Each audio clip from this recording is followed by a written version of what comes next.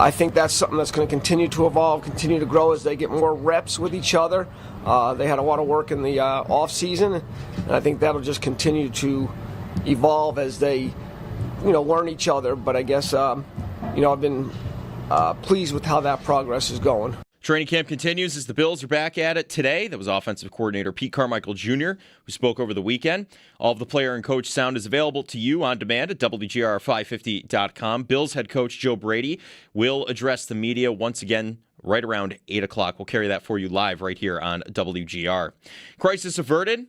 As well as there was a severe injury scare over the weekend with C.J. Gardner-Johnson's lower right leg. Our own Sal Capaccio reported that Gardner-Johnson avoided serious injury and has a lower calf strain.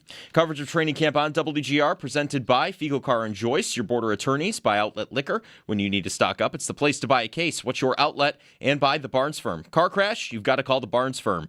1-800-8-million. Around the NFL Network's Mike Garafolo reports that the Texans agreed to terms with free agent defensive end Clowney. ESPN's Daniel Olafussi reports Deshaun Watson has thrown 6 interceptions in 4 training camp practices. NFL Network's Ian Rappaport reports talks between Jahmyr Gibbs and the Lions don't seem to be as active as they are between the Falcons and Bijan Robinson. 49ers wide receiver Ricky Pearsall, dealing with the knee injury, was placed on season-ending injured reserve. And 2 Chiefs wide receivers injured over the weekend. Xavier Worthy dealing with a shoulder injury was carted off from practice, and Cyrus Allen dealing with a leg injury was carted off to the locker room as well. That's your Paddock Chevrolet Sports Update. Paddock Chevrolet with you for the extra mile since 1935. I'm Joe Cali for Western New York's Voice of the Fan, WGR.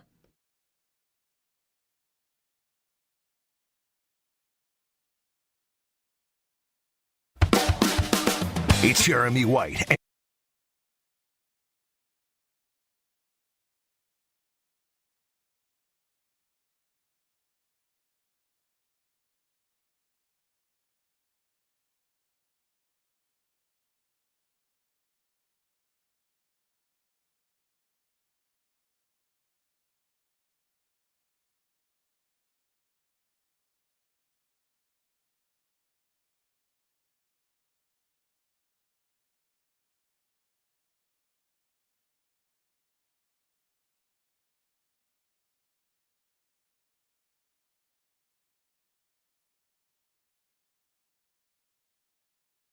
Home of all sports, all the time. WGR. All right, first question. Hey, everybody. I'm back with the boys here. Nice to be back. Last time I left for a day. I was off for maybe a day when Owen fought that guy and called him a bozo. I was just off for like 10 days. Yes. How many fights and bozos were there? Were there any bozoings? I feel like if there were, I would have heard them or seen them on, the social feeds. No bozos? No bozos. All right. Not that I can think of. Unfortunate. No, there's nobody that comes to mind. No. Unless, it was a while. Could have been like a week and a half ago. It was a while. It was a while. I've been off since... before the Bills jerseys came out. Yes, that's right. Yeah. That's pretty much it. Yeah. I've got... and camp. Reaction, I guess. Well, I stayed away from that a little bit. Camp has felt like it's been 2 weeks already, but it's only been since last Wednesday. So Yeah. So since before that, but that's not actually that long.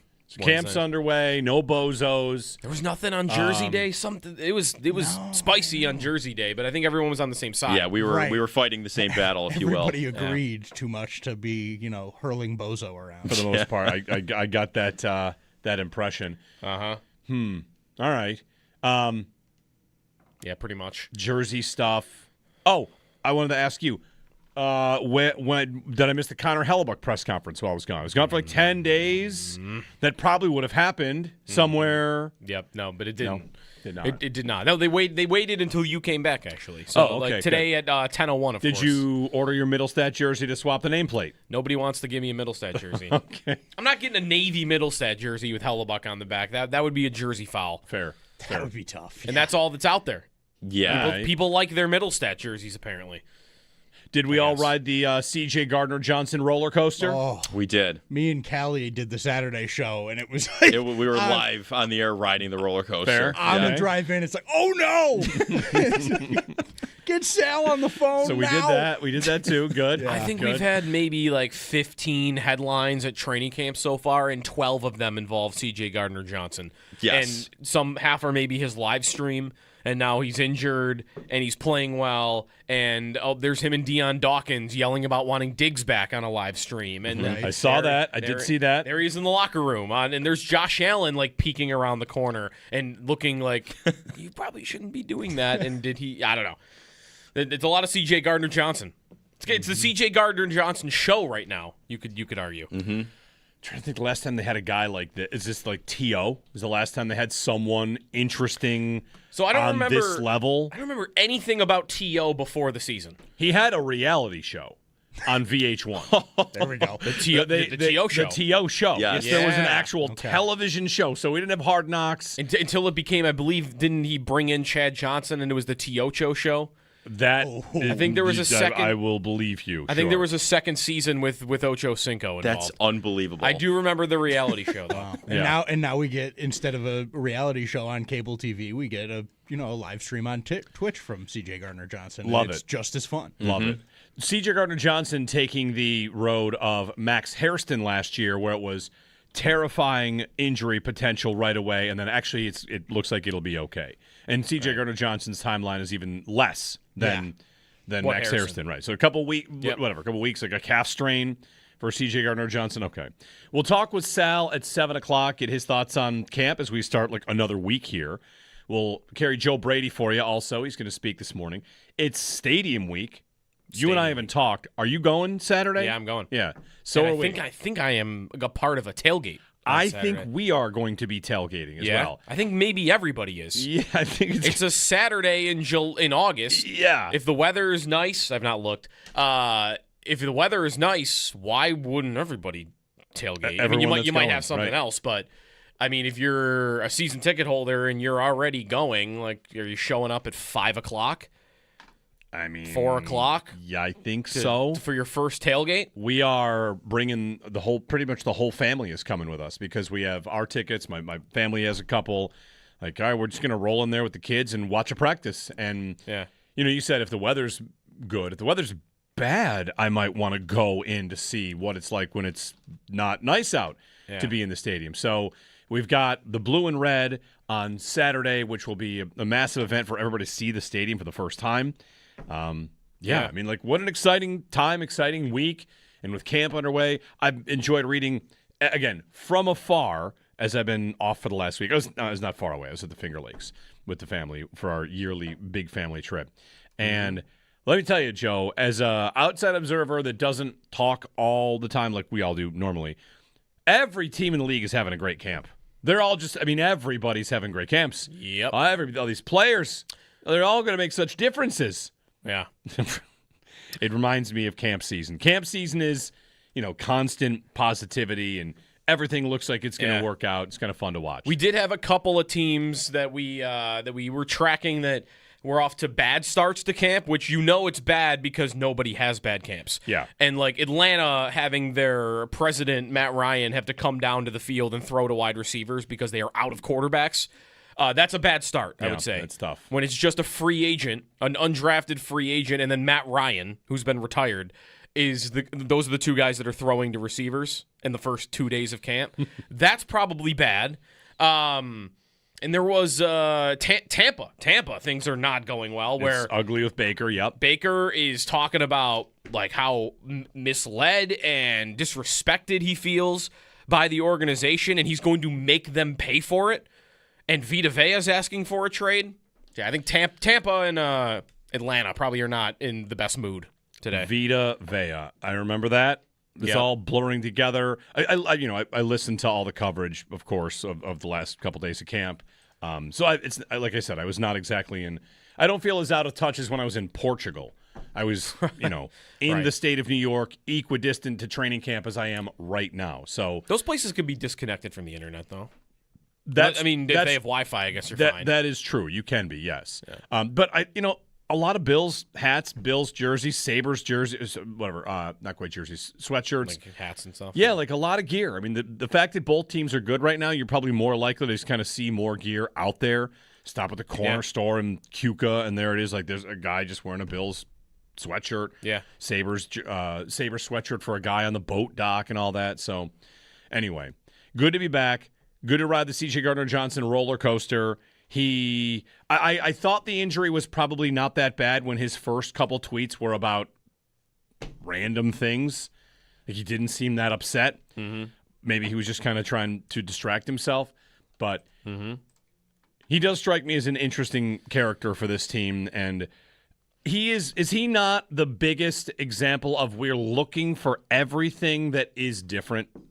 Anything that resembles something being different is being grabbed onto as like, well, that's good. I like different things because, of course, Bills fans want different outcomes.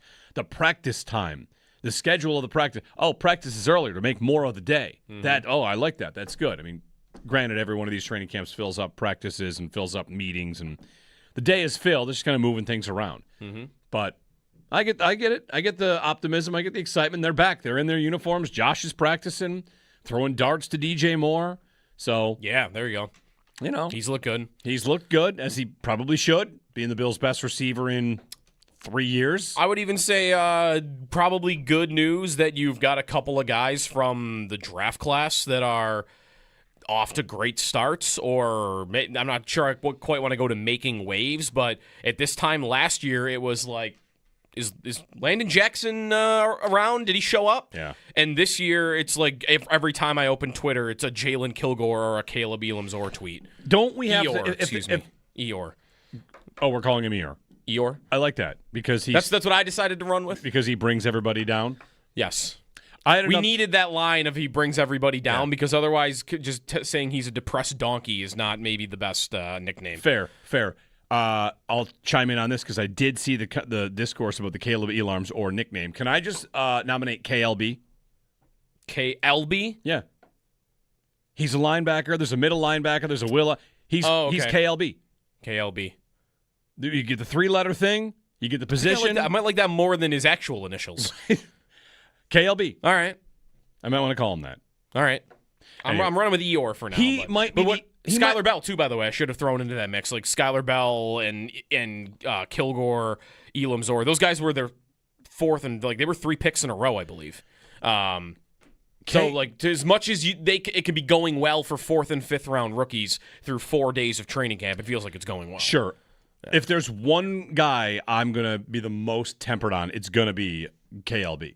Caleb E. And by the Caleb, Kaleb. Come on. Yeah, right. That's what I thought you were. I was going with KEO. Okay. Again, I thought your source for it was like the Caleb part with the LB and yeah, it's all it works. Yeah.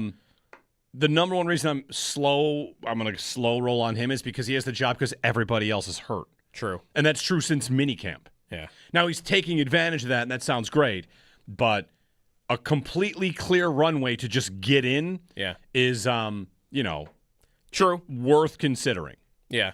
Now, like Skylar Bell, everybody's hurt in front of him. He gets all the snaps at the receiver spot. That might make us think like there's a lot of highlights in there. So we'll see. Like I had thought about Jim Leonard and how things are going for him because he had said that the vision might not come together in year one. They're finding out what everyone can do. So then I look, whatever. This is kind of a big picture. This is one of those ones, Joe, I don't want to put in a Twitter poll because people would yell at me about it. So here's the question. If you were to know the defense would take a step back to take a step forward, would that be worth it? And I'll put it like tangibly. Their opening part of the schedule is Texans, not the most murderous of offenses. Nope. But then it gets tough. Yeah. Lions, Chargers, Patriots, Rams. That is a very difficult test for a defense you're putting together. If you were to know that the change at coach would cost them the division again because the defense would struggle out of the gates and their schedule's tough, still make the playoffs, still have the same chance. I'm just telling you, like 1 seed aspirations, division, that's not happening because you've decided to make this dramatic change to your defense. But it's going to be better than it was. Would it be worth it? Because I feel like the Bills might have made a decision to do something along those lines, right? All these changes and the defensive coordinator himself saying, the vision might not come together in year one, which is maybe a month ago he said that. That's justified. That's real. People might say that's managing an expectation. If you were to tell me that, I'd think, well, that's probably how it's supposed to go, and you're counting on your offense to carry you through that kind of growing pain. So I'm kind of living in the world where I love hearing good things about the defense, but I know the guy that's running it flat out knows he's got challenges ahead of him. Mm-hmm. I guess it's when does it finally turn around? Right. Is it by the end of the season it's turning around? By the time they're in playoff games, it is turning around? Or do I have to truly wait until next season begins and I get another offseason of adding personnel? Yeah, I remember last year coming into the season saying, with Michael Hoyt and Larry Ogunjobi out for 6 weeks, I feel like I won't know anything about this defense until week 12. Right. And this time around, it's funny that those two ended up meaning very nothing to what their defense was last almost year. Nothing, almost nothing. And maybe Hoyt is a factor this year. Yeah. This time around, we know that the standard for the team is to be great. They got to be great, Super Bowl or bust, whatever you want to say. What's the standard for the defense? How good does it have to be and how fast? Probably not that fast. I don't think that fast. It does not. If they're playing games that are 35-30 in the first 5-6 weeks of the season, I think anybody that is mad about what the defense has been in the past is going to give it a lot more time. Like, he needs time. He's going to need time. He might need another draft. He might need Vita Vea.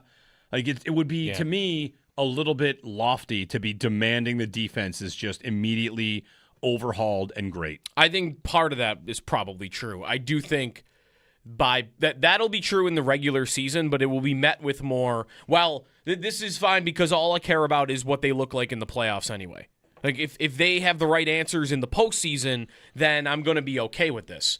I think the fact that the Bills' defense the year prior with Sean McDermott also did not have a lot of good defensive pieces, I think that is going to be held up as a comparison, and that is going to be why there might not be a pass for anybody on defense, even if all of that is true by the time they go to the playoffs. And if they go to the playoffs and it looks poor and they're giving up 35 points and they're giving up important drives at the end of games, then it's going to be, okay, wait, what did I do this for? Like, did I just punt another year of Allen's career because I made a change that I thought was going to improve the playoff wall, and now I'm just doing it again? And now it's back to, okay, well, I'm kind of in the same place I was a year ago, aren't I? I'm just kind of pushing everything a year forward, which is I just need better players on defense. That's it. That's really what it is. I just need better players on defense. Guys that are 1 foot into retirement out the door, and now I've got young pieces in. I would have more optimism that internally you could just grow from that. That would be different. But I don't think there's a pass given for Jim Leonard or the defense at all for postseason failures. Like, that's the standard of the team that they walked into, and you get a season to figure out what works, right? Like, McDermott did a lot of that last year. Like, okay, I don't have a lot going on here or there, so I've got to be blitzing more. And I might have to run a little bit more man coverage than I was used to and more simulated pressure than I was used to. They kind of ran a different defense than he had in his previous career with the Bills because I think he had to. So if you get a full season look at what you've got, I think people are going to want them to find their way to solutions. Or maybe it's at the trade deadline, right? Maybe it's deadline time and things aren't going great and I need to add there. Like, that will be a part of it too. I think that will only last so long. I think you're right about the start of the regular season for sure. No one's in panic mode if they are giving up 25, 32, 31, whatever to the Chargers and the Patriots and the Rams. That might almost even be expected. Yeah. Panic mode probably comes with the offense is only scoring like 22. So I don't know if there's a standard at the beginning of the year. I do think there's a standard by the end of the year. Yeah. Our number's 803-0550. I'm not sure if our phones work. They do? Okay, they're back. There's a little bit of a problem overnight with the the thing that does the thing. So if you want to call us on this on, the standard for the defense, the timeline for the defense, give us a ring, 803-0550. And that's the only number. The other number doesn't work. Since I'm back from vacation, 1 in a row of not saying the number that doesn't even need to be said anymore. How about that? So you can join us on said that. it yet. Not yet. I'm sure I will. Jar. I'm sure I will later today. It's $1 in it every time. Do you care cash anymore? Who cares cash anymore? We'll set up a Venmo jar. Yeah. In case he says it. I'm sure that I will. But you can give us a call on this if you want. The other thing about the defense I think about is Vita Vea. You know, the idea of trading for Vita Vea, he asked for a trade because he wants a huge contract. And the Jalen Carter contract that just got signed with, did I see a $68 million void year or something like that? Oh, the crazy Eagles? Yeah, there is void year for the something Eagles. nuts. Yeah. So Vita Vea wants a huge contract. The Bucs say they have $68 million in 2032. Yeah. So the Bucs say they have no plan of trading him. Okay, great. That doesn't mean you're not going to trade him. That's kind of what you say. Do the Bills have this? This to me is another one about, like, you want to talk about how do you get a player like that? Well, they didn't get Myles Garrett, and the justification for not getting Myles Garrett was easily you don't have Jared Verse. Okay, I bought that. You don't have a guy like that you could trade that the other team would want. If the Bucs were to say, I want a player, we want a good young defensive player, are they still in a boat where they don't have someone good enough to offer? Right? Would the Bucs ask for Deion Walker? Ooh. Maybe. Would they ask for Deion Walker? And if the Bucs did ask for Deion Walker, would the Bills say, okay? Would you walk away from what that potential is because you're saying we're going to get Vita Vea? That is kind of it's Deion Walker, defensive tackle version of Verse for Garrett. A little bit. I mean, there are some that love Walker, some that are still maybe slow to believe in him. But if it's Walker and a first, I don't even know the price. There's not even been yet a reported asking price for Vita Vea. Only the report, rather, I should say, that the Bucs don't plan on trading him. Right. But I do think that might be the guy that would be asked about. Yeah. And would the Bills be afraid? What would their evaluation of him be right now? Or would they be willing to part with a young player? So these are things rattling around in my head about the defense as we try to find one way for me to think the defense would be better earlier would be to have a guy like Vita Vea.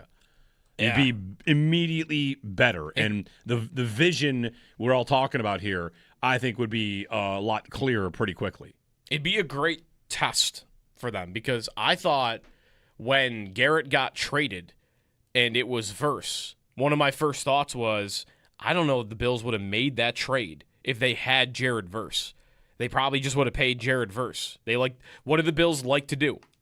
You know, it's not really guns blazing, sunglasses, let me go get all the best players in the world. That hasn't happened really since Von. It's, no, we draft and we develop and then we pay our own. That's kind of what they do. So, honestly, I think I would be surprised if they would be willing to part with a Deion Walker for Vita Vea. And maybe a lot of fans would agree with that. I don't know. There was a list of, the ESPN people did like a joint list of the best teams in the league under 25 years old, and the Bills were like 30th. Yeah, bad. But they had one guy listed under blue chip, and it was Deion Walker. Of all their young players under 25, he was the only one. Okay. And is that how the Bills see him? Because, I don't know, I think if the Bucs said, okay, we're willing to talk about him, you're not getting him without Deion Walker being in the deal. I'm skeptical to think the Bills would go to that price. I wonder also. I think they definitely should, but you're getting the best or second best or third best nose tackle in the league. And he's one of those guys that when it comes to fit, it's like he fits every defense. You find a spot, you make it work, you build around him. But he kind of does play a position the Bills didn't really address this summer. Right. But did they not address it because there wasn't a guy? Right. Or because they think Deion Walker is going to be the guy. Right. And here's a guy. So anyway, you can join us on that too. 803-0550. And happy birthday to Marv Levy too. 101. 101. Awesome. My grandmother made it to 102. Yeah? Yeah. Nice. Yep. 101. What? Holy cow. What do you get someone on their 101st birthday? You want to know the joke? My grandma might have been my 102-year-old grandmother. Might have been my uncle who said this about my grandmother was get her bananas, but don't get her the green ones. Because you know how long she'll be around. That's what he used to say. Like, jeez. You know, somebody that old, get him bananas, but don't get him green ones. So, anyway, his joke about his own mother, not my joke about Marv. Happy birthday to Marv. 101. 101. I saw a picture of him with Joe Theismann, like up and moving around. Get him in that new stadium for the first. Where else would you rather be? I mean, get him in. Will there be a legend of the game For the blue and red? No. Why? No, there won't be. What? No, you got to save all that for the opener. You're probably right. Preseason? No, not preseason. No either. preseason legend? Ooh. I did have somebody reach out. One thing we talked about while you were not here is what is the first game at the new stadium? Is it the preseason game or is it the regular season game? In 20 years, if I say I went to the first game at the new stadium, which one is it? Is it the preseason game or the regular season game? Somebody did reach out with the coin that they gave at the old stadium and that they copied for the finale against the Jets. The coin they gave out for the inaugural game at the old stadium was the preseason opener. So are they giving coins out at the first preseason game? I just think not having a preseason legend of the game is really missing an opportunity to have a literal preseason legend of the game. Oh, you mean you've got like Joik Bell announcing? Yes. Okay. Yes, this is an incredible I like opportunity. I do like that. You get back Jabron. You get Jabron Hamden in and have him shout it out. Imagine the confusion of all like the people around the league that are like, "Oh, the Bills are they're doing their first legend of the game ceremony." And who's that? It's Jeff Toole. It's Derrick Rogers. I'm telling you, the opportunity is there. They got to do it. They got to find a way. All right, we'll get a break in 803-0550 if you want to join us. We're back. Sal's coming up at 7 o'clock on his way out to training camp. Bills back to it again today for practice. Joe Brady will speak today. We'll get to that as well. Around the NFL stuff, there's a guy that signed that I wanted for the Bills, but it didn't happen. Steph Diggs still looks for a spot. I'm out here watching wide receiver tape in camp to see the health of some of these guys that have been on the fence. That's a Malik Neighbors segment coming up because he looks tremendous. Ricky Pearsall, meanwhile, done for the year. Ouch. Just over. That hurts. Also, reports of Howard picks the Bills being over are premature. I have an idea. Nice. I have an idea. So lots to get to. Happy Monday. How about those storms last night? Flooding, flood watch still going on. Crazy storms last night, but expected to be nicer in the next couple days. So, happy Monday. Jeremy and Joe here on WGR.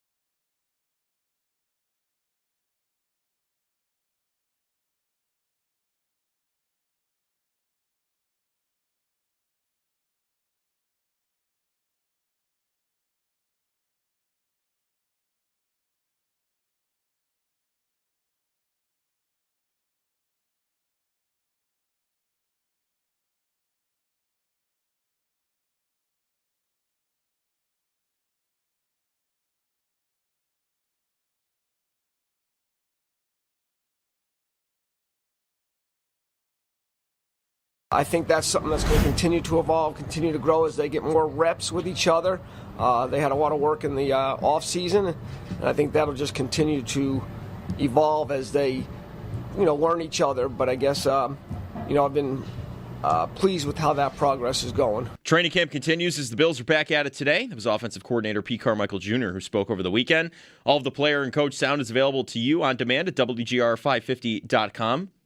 Bills head coach Joe Brady will address the media right around 8 o'clock this morning. We'll carry that live for you here right at WGR. Crisis averted as well. There was a severe injury scare over the weekend with C.J. Gardner-Johnson's lower right leg. Aroncel Capaccio reported that Johnson avoided serious injuries and has a lower calf strain. Coverage of training camp on WGR presented by Fiegel Car and Joyce, your border attorneys, by Outlet Liquor. When you need to stock up, it's the place to buy a case. What's your outlet?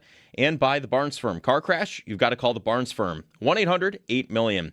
Around the NFL, ESPN's Daniel Ulufeusi reports Deshaun Watson has thrown 6 interceptions at 4 training camp practices. NFL Network's Ian Rappaport reports that talks between Jahmyr Gibbs and the Lions don't seem to be as active as they are between the Falcons and Bijan Robinson. 49ers wide receiver Ricky Pearsall, dealing with the knee injury, was placed on season-ending injured reserve. And 2 Chiefs receivers injured over the weekend. Xavier Worthy with a shoulder injury was carted off, and Cyrus Allen, dealing with a leg injury, was carted off to the locker room. Those are your Paddock Chevrolet sports headlines. Paddock Chevrolet, with you for the extra mile since 1935. I'm Joe Cali for Western New York's Voice of the Fan, WGR.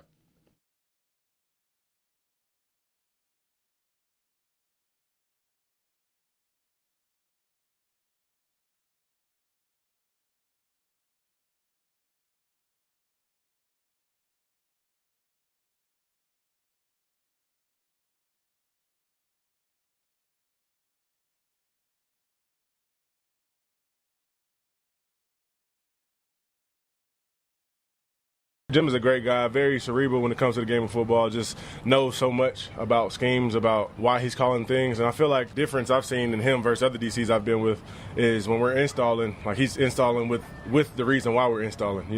It's never just putting a play in just to put a play in. Each play has a purpose, has a reason, and he tells us exactly what he wants out of us in that play.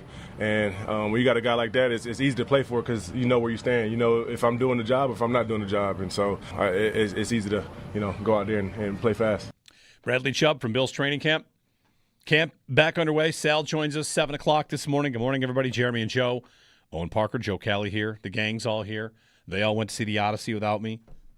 I couldn't wait. I couldn't wait any Later longer. today, I will be reading the texts that you sent me about the experience. I feel like there should be a dramatic performance of the texts that you guys sent about it. Yeah. And I'll have to find time to do it. When are you going to see it now? I don't I would know. see it again. I got to take a day off of work to go to Rochester for the 70 millimeter, right? I think if I were to ever see the movie again, I have to see it on 70 millimeter.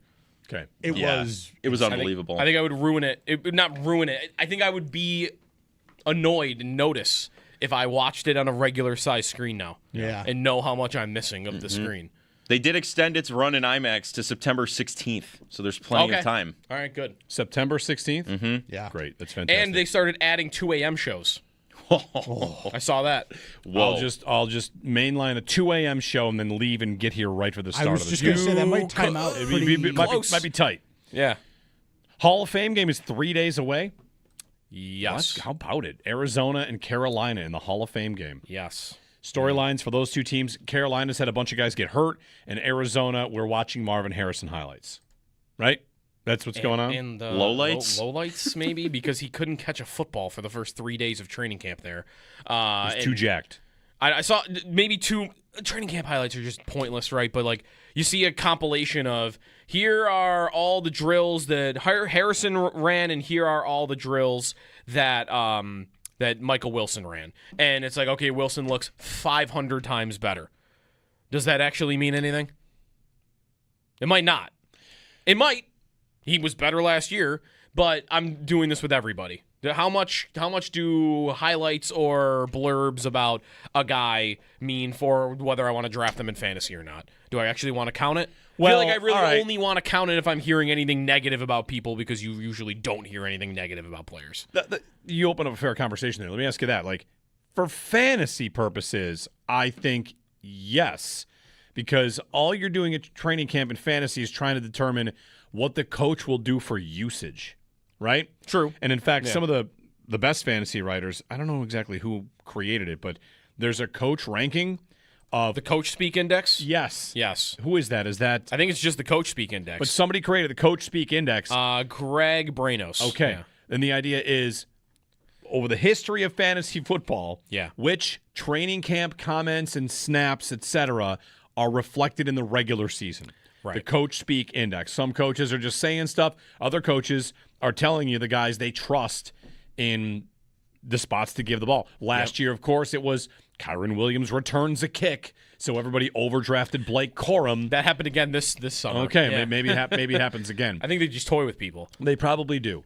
So if you're asking me about clips and watching clips for fantasy football, I'll say I think there is value. For the games themselves, then it gets a little bit tougher, I think. Right? Because here's this. Do it with the Bills. If you're watching the receiver room, now we're on fantasy, it's who do I expect to be on the field? And I think through training camp in the preseason, you can gather who I expect to be on the field. DJ Moore's going to be on the field all the time. Yep. I'll get Khalil Shakir a healthy amount on the field. I know Dalton Kincaid, if he stays healthy, will be on the field. Dawson Knox. Yeah, but I don't know the answer to that question. I don't know how much Kincaid's on the field if he's healthy. Is it 60% or is it 80%? It's a good question because he might steal from Shakir. Maybe they have to basically. But the fantasy conversation is Palmer or Coleman. Who's on the field more? Right. That I'm watching for at camp. I feel like I can know maybe who's on the field more, at least the plan at the start of the season. But for production, I mean, I don't know. In fact, on Palmer and Coleman, I saw Eric Turner of Cover One. Love Eric and the work that he does. He was posting some stuff about Josh Palmer yesterday, and he used a term. I'm gonna change the term that he used. He was talking about, hey, if Palmer is able to be good. Let me see if I can find the actual tweet. I don't want to put words in his mouth. It was just he's house money. Right? Like, if Palmer ends up being something good here, that's house money because you've already spent it. Maybe you didn't like the contract. And I wouldn't call it house money, but I would call it like, maybe it's more of a sunk cost. And I put Palmer and Coleman in the same bucket, which is anything they give you that's good is good. You know, we can be mad about how it's gone to this point, but what really matters is can they contribute? And Josh Palmer, if he contributes, will be still like the highest paid third receiver in football. But that's past. So if I can get production out of him, if he is able to make a difference because he prevents teams from doubling DJ Moore sometimes, then I'm getting something out of that. This is kind of like a conversation about the Sabres, if you'll allow me to go on this random tangent. But so much of the Sabres offseason and NHL offseasons is playing contract. Is this player worth this? Is this player worth that? Once the guy's on your team and getting paid, it's kind of out the window. And is Palmer worth 11? No. But can he give me 7 touchdowns? Can he make a difference on the field? If he can, then whatever. I overpaid. I don't feel great about the contract. He's been hurt, but he's on the team. So sunk cost, can I get my money back for that, basically? Can I get anything close to the investment I put in? And for Coleman, it's kind of the same for me. Like 2 years in, 2 years to go. I can't imagine a scenario where they re-sign him. But can he give me something? He's on the team. You know, I can have my reservations about it, but I'm not playing contract. I'm playing games now, and anything they give is good. Which is funny because this is the year where Palmer actually costs you something on the cap, right? Like last year it was $4 million. Like didn't really stop you from doing anything. This year it's almost 12. This is the year where he actually costs money. I think they're probably not just battling for a starting spot. Are they not also battling for maybe this wouldn't be true of Coleman. Is it more true of Palmer? He's battling for a roster spot. If he can't stay above Coleman, he's at risk of getting cut. That's kind of been the attitude all summer, hasn't it? This year he could be? Yeah. I mean, the attitude when we talk to Sal about it, or I've heard Matt Bove talk about this as well, that like he's got to have at least a pretty good camp here. Like if he is invisible and maybe more so, the point is if he can't stay healthy. Right, because they saved $3 million. No, it cost them $3 million to cut him. No, it would. Well, this year it would save them 2.3. The post June 1. Oh, okay, post June 1. Yeah, because we're beyond it. So Gotcha. you would save 2.3. Basically, you would be saying at that point, kind of your sunk cost point. I've already spent, no matter what, He cost 11.7. I've already spent 9.4. That's gone already. All right, now I got a decision to make. Who's a better use of $2.3 million, Josh Palmer or Brandon Cooks? And if that becomes Palmer, then good, fine. I think it's. And if Palmer can't stay out on the field and maybe isn't making plays at camp, which I don't think is happening. He made a one-handed grab, I guess, that people were freaking out about this weekend, but whatever. If he looks good, then he's fine and he's on the team, I think, and he's probably on the field. And if something happens with injury or he's just not doing what they want, then you probably could just spin around and say, yeah, Brandon Cooks will probably cost the exact amount I would save by cutting him. Right. I haven't even thought of Palmer not being on the team this year. I thought, like, it's his last year. At the end of the year, they have an out where there's not that much dead cap. It's 4.8 in dead cap. I mean, one of those guys is on the field. Yeah. Unless actually Skylar Bell is just going to take it from them. But I guess that's kind of a three-way competition for now. And if the rookie grabs it, then I think that complicates it even more. And that's probably the best-case scenario because you've got him on 4 years at a cheap contract. So that's a spot to watch. I mean, that's one that camp could tell us a little bit about, and also the preseason could tell us a little bit about, right? All those guys are playing in the preseason. Palmer, Coleman, and Bell. Because Moore's not playing a lot in the preseason, or Shakir, I assume. So those three, that's the battle right now, I think, at that spot. 803-0550, our phone number, if you want to join us here, Jeremy and Joe. Other NFL news, I mentioned last segment a guy that I wanted the Bills to explore. Yeah. They didn't sign. Somebody else did. I don't think they had the spot for him now, but Jadeveon Clowney would have been, to me, a good idea. Yeah. Is Jadeveon Clowney the C.J. Gardner-Johnson of defensive linemen? Yes.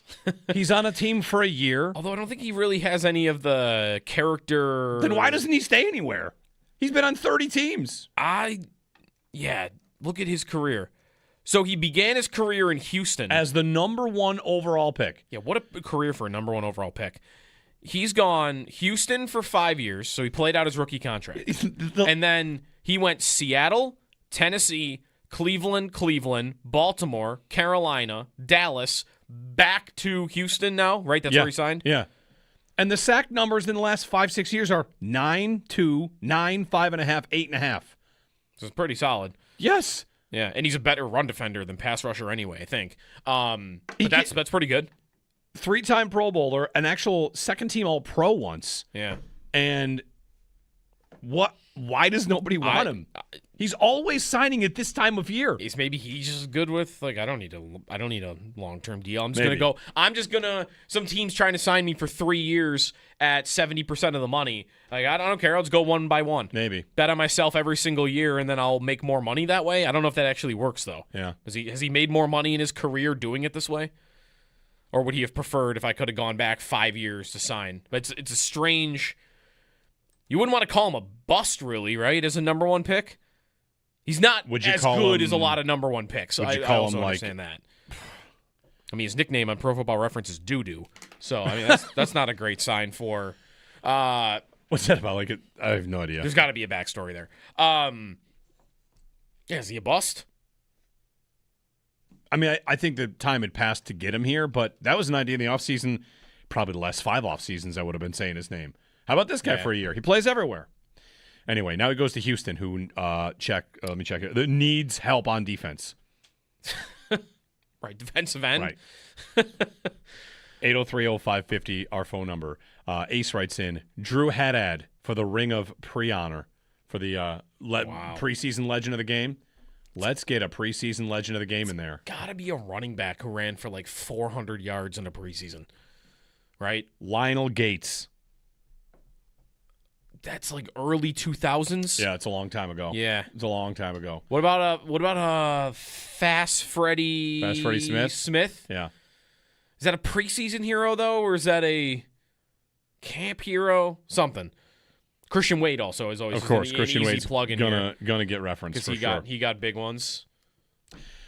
The Bills are go pads today, by the way. Nathan right? Peterman. Do we everyone know that the Bills going pads on today? Yes. Oh man, Nate Favre. Did you just say? No, I said Nate. Is there a Nate Favre? Nate Peterman's sorry, We discovered that there was an old clip forgot. that was discovered. Yeah. Yeah, I forgot. All right. 803-0550 again. Jeremy and Joe. Sal at 7 o'clock. And if you want to pop in on the Bills and training camp, we're happy to have you here. Howard just texted me, are we calling today? Yes. Maybe we will. Maybe we will. I'm keeping on his toes. Trying to back out and pick the Bills. Don't tell him the time. Just like trying to just walk off into the sunset without like announcing it formally that he's not going to pick the Bills anymore. Yeah. Which I think he still I think I might have found a way. So we'll get to that at some point as well. 803-0550. Sorry, I told you the number. Jeremy and Joe on WGR.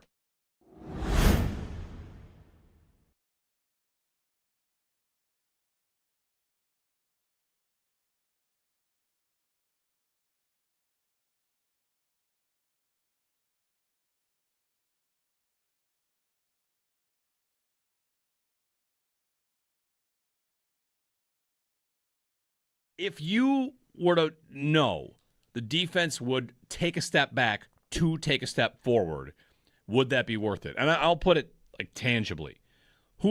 Their opening part of the schedule is Texans, not the most murderous of offenses. Nope. But then it gets tough. Yeah. Lions, Chargers, Patriots, Rams. That is a very difficult test for a defense you're putting together. If you were to know that the change at coach would cost them the division again because the defense would struggle out of the gates and their schedule's tough. Mm-hmm. Still make the playoffs, still have the same chance. I'm just telling you, like 1 seed aspirations, division, that's not happening because you've decided to make this dramatic change to your defense. Mm-hmm. But it's going to be better than it was. Would it be worth it? Because I feel like the Bills might have made a decision to do something along those lines, right? All these changes and the defensive coordinator himself saying, the vision might not come together in year one, which is maybe a month ago he said that. That's justified. That's real. People might say that's managing an expectation. If you were to tell me that, I'd think, well, that's probably how it's supposed to go, and you're counting on your offense to carry you through that kind of growing pain. So I'm kind of living in the world where I love hearing good things about the defense, but I know the guy that's running it flat out knows he's got challenges ahead of him. Mm-hmm. I guess it's when does it finally turn around? Right. Is it by the end of the season it's turning around? By the time they're in playoff games, it is turning around? Or do I have to truly wait until like next season begins and I get another offseason of adding personnel? Yeah, I remember last year coming into the season saying, with Michael Hoyt and Larry Ogunjobi out for 6 weeks, I feel like I won't know anything about this defense until week 12. Right. And this time around, it's funny that those two ended up meaning very nothing to what their defense was last almost year. Nothing, almost nothing. And maybe Hoyt is a factor this year. Yeah. This time around, we know that the standard for the team is to be great. They got to be great, Super Bowl or bust, whatever you want to say. What's the standard for the defense? How good does it have to be and how fast? Probably not that fast. I don't think that fast. It does not. If they're playing games that are 35-30 in the first 5-6 weeks of the season, I think anybody that is mad about what the defense has been in the past is going to give it a lot more time. Like, he needs time. He's going to need time. He might need another draft. He might need Vita Vea. Like, it would be, to me, a little bit lofty to be demanding the defense is just immediately overhauled and great.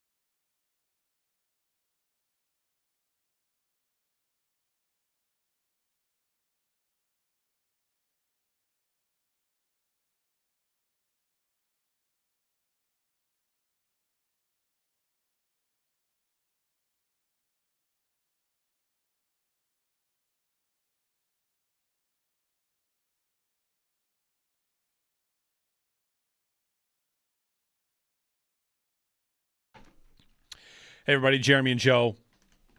Happy Monday. August 3rd.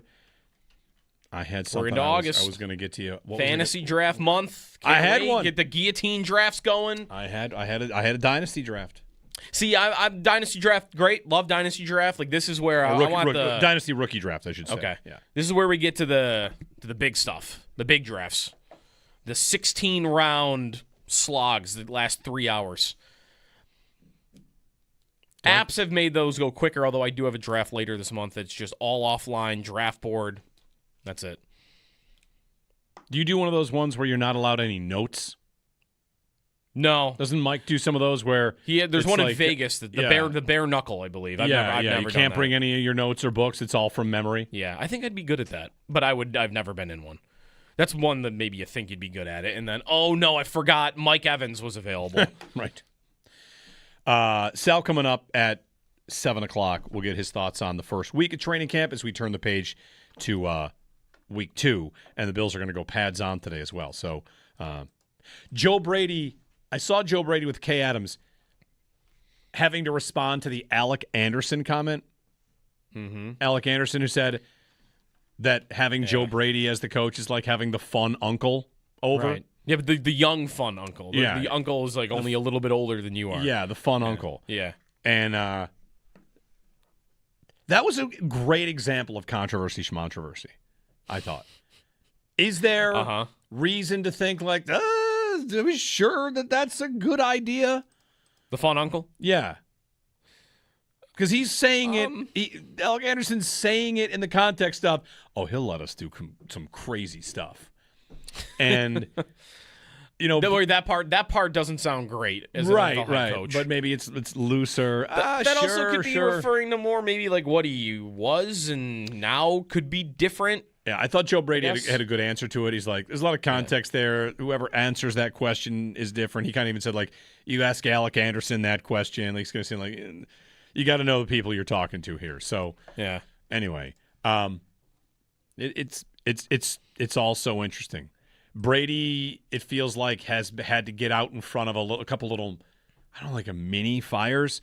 Remember when he first got introduced, he said he was going to be cheering when Josh gets picked off, and then he kind of walked that back a little bit. Yeah. And the Coleman stuff and the Coleman couple different times he's just kind of been like, yeah. The best thing to say is, like, if you win, it doesn't matter. Right? It just doesn't matter. Win games.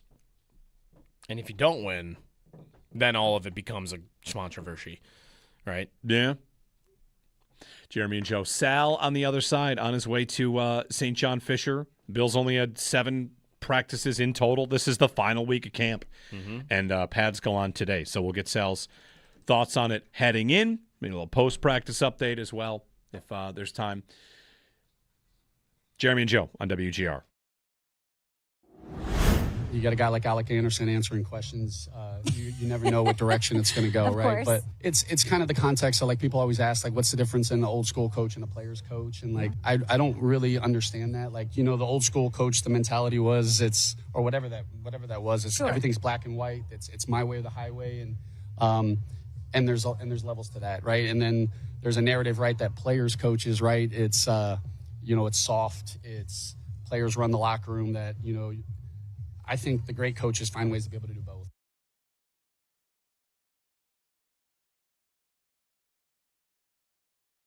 Probably good news that you've got a couple of guys from the draft class that are off to great starts, or I'm not sure I quite want to go to making waves, but at this time last year, it was like, is Landon Jackson around? Did he show up? Yeah. And this year, it's like every time I open Twitter, it's a Jalen Kilgore or a Caleb Elam's-Orr tweet. Don't we have Eeyore, excuse me. Eeyore. Oh, we're calling him Eeyore. Eeyore? I like that because that's what I decided to run with. Because he brings everybody down? Yes. We needed that line of he brings everybody down because otherwise just saying he's a depressed donkey is not maybe the best nickname. Fair. I'll chime in on this because I did see the discourse about the Caleb Elam's-Orr nickname. Can I just nominate KLB? KLB? Yeah. He's a linebacker. There's a middle linebacker. There's a Willa. He's KLB. KLB. You get the 3-letter thing. You get the position. I might like that more than his actual initials. KLB. All right. I might want to call him that. All right. Anyway. I'm running with Eeyore for now. He might be. Skylar Bell, too, by the way. I should have thrown into that mix. Like Skylar Bell and Kilgore, Elam's-Orr. Those guys were their fourth and they were 3 picks in a row, I believe. So as much as it could be going well for 4th and 5th round rookies through 4 days of training camp, it feels like it's going well. Sure.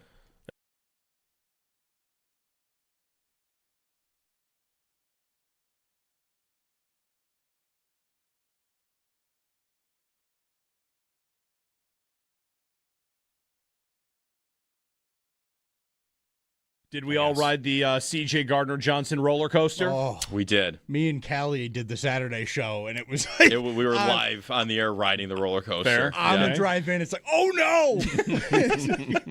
Get Sal on the phone. So we now. did that. We did that too. Good. I think Good. we've had maybe 15 headlines at training camp so far, and 12 of them involve C.J. Gardner-Johnson.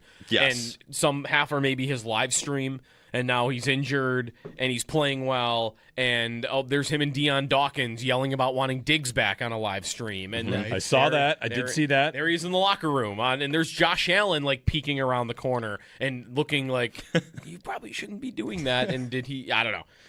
It's a lot of C.J. Gardner-Johnson.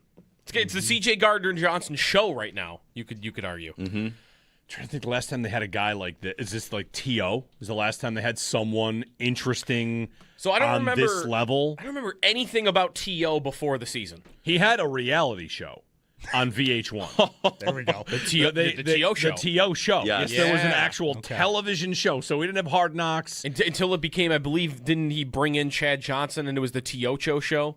I think there was a second- I will believe you. I think there was a second season with Ocho Cinco involved. That's unbelievable. I do remember the reality show, though. And now we get, instead of a reality show on cable TV, we get a live stream on Twitch from C.J. Gardner-Johnson. Love It's it. just as fun. Love it. C.J. Gardner-Johnson taking the road of Max Hairston last year, where it was terrifying injury potential right away, and then actually it looks like it'll be okay. And C.J. Gardner-Johnson's timeline is even less than Max Hairston, right? So a couple weeks, like a calf strain for C.J. Gardner-Johnson. Okay.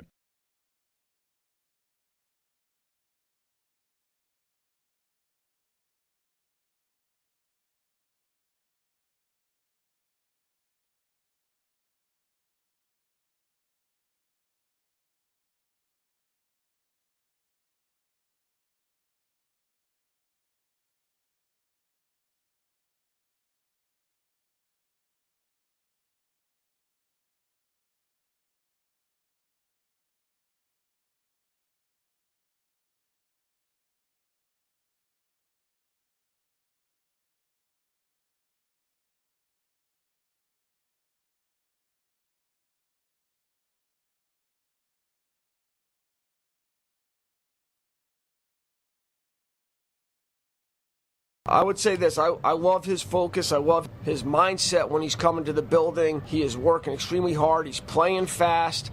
I think a lot of that just develops over time, but I think that all the intentions are great. He is, able to play multiple positions, and so those opportunities are going to come with time. Training camp continues as the Bills are back at it today. That was offensive coordinator Pete Carmichael Jr., who spoke over the weekend. All of the player and coach sound is available to you on demand at WGR550.com. Bills head coach Joe Brady addresses the media once again right around 8 o'clock this morning. We'll carry that live for you right here. Crisis averted as well, as there was a severe injury scare over the weekend with C.J. Gardner-Johnson's lower right leg. Our own Sal Capaccio reported that it was just a lower calf strain. Coverage of training camp on WGR presented by Fiegel Car and Joyce, your border attorneys. Buy outlet liquor when you need to stock up. It's the place to buy a case. What's your outlet? And by the Barnes Firm. Car crash, you've got to call the Barnes Firm. 1-800-8-million. Around the NFL Network's Mike Garafolo reports that the Texans, they agreed to terms of free agent defensive end Jadeveon Clowney. ESPN's Daniel Ulifusi reports Deshaun Watson has thrown 6 interceptions in 4 training camp practices. NFL Network's Ian Rappaport reports that talks between Jahmyr Gibbs and the Lions don't seem to be as active as they are between the Falcons and Bijan Robinson. And 2 Chiefs wide receivers injured over the weekend. Xavier Worthy dealing with a shoulder injury. He was carted off. And Cyrus Allen with a leg injury. He was carted off to the locker room as well. That's your Paddock Chevrolet Sports Update. Paddock Chevrolet with you for the extra mile since 1935. I'm Joe Cali for Western New York's Voice of the Fan, WGR.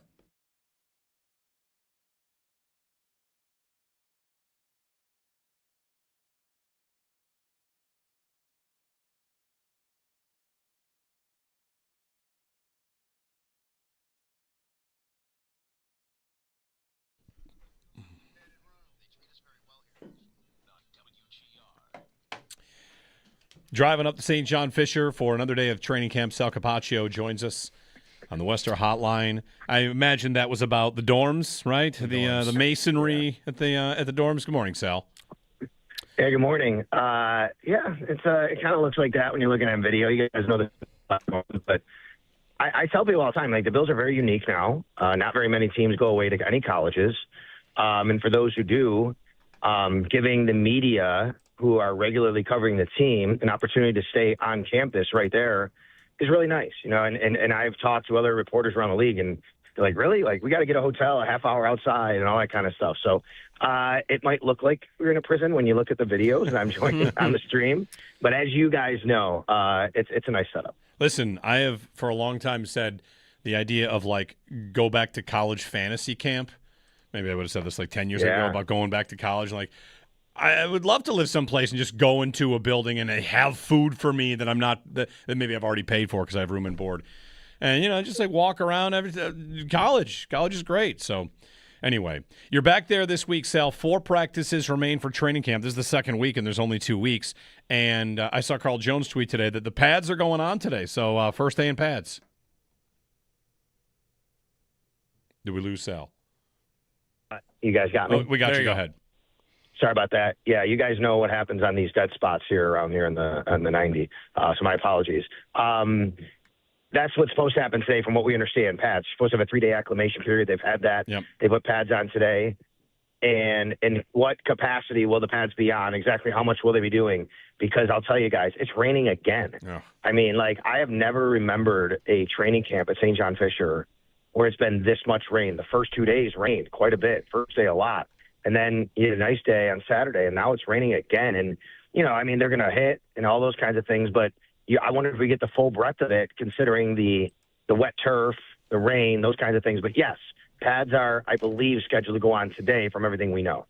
The other thing we're waiting for, Joe Brady speaks about 8 o'clock this morning. We're waiting for a full update on C.J. Gardner-Johnson. There's been reporting about what happened, but Sal, where do things stand with C.J. Gardner-Johnson's injury? Yeah, from what we understand, the reporting is Adam Schefter first report that it's a lower calf strain. Now, that doesn't mean he's out of the woods yet. You guys know these lower calf strains can linger, and can also lead to, more, something more, more tests, and that's what has to happen. So just give you a timeline on what happened. Gardner-Johnson went down. It appeared non-contact. Nobody really saw him hit anybody or anything like that. It appeared non-contact because it was a little bit away from the actual play. He was down on the ground for a while. Trainers came over to him. They tended to him. He was grabbing at the back of his right ankle / Achilles / foot. Not a good sign. Got up, tried to bounce on his feet a little bit. That went okay. But then he couldn't really put any pressure on as he walked off the field with athletic trainers. So that wasn't good.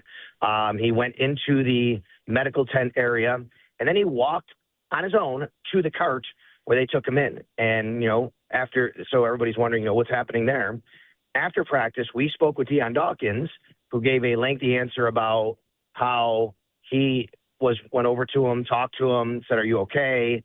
And then he said, "I got word from the coaches that he's going to be all right. He'll get his tests and his protocols, but he's going to be okay." I think a lot of people interpreted that, maybe rightfully so, that, the coaches told him, yeah, he's fine. Nothing bad here. I mean, Deion Dawkins is not a medical professional. He is a teammate on the Buffalo Bills. He also likes to have a lot of positivity when he talks and when he thinks, and I get that. And it could have just been, it might have also been, hey, he's good, we got him, taking care of him kind of thing. I don't know. What you really have to do is ask Brandon Beane. So we did that. And Brandon Beane, even knowing what Deion Dawkins said, he said, look, I don't know anything. We have to get more tests. That's what's going to happen. Later on in the evening, we get reports that it's a lower calf strain. All right. So reports of that, and we'll find out what his level of involvement is.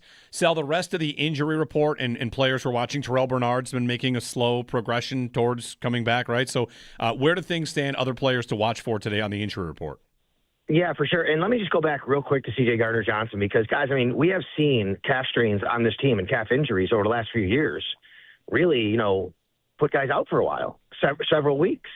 And if that's the case, I mean, then the Bills are going to maybe have to, take a look at what they have at their depth. And Jalen Kilgore's played well. And now you have DeMar Hamlin and Geno Stone. And, so we'll see what happens there. So I mean, if we get out there today and C.J. Gardner-Johnson's doing anything, that would be pretty incredible to me. This sounds like something that you still have to kind of account for. And then you have other injuries on the defense, like you said, like Terrell Bernard, who finally was taking part in 11-on-11. And that had not happened up until Saturday. So that's trending in the right direction, I would say, for him. Dorian Williams was taking part in 7-on-7, but not 11-on-11. That's good, but you'd like to see more from him at some point. Caleb Elarms-Orr, you guys have talked a lot about him.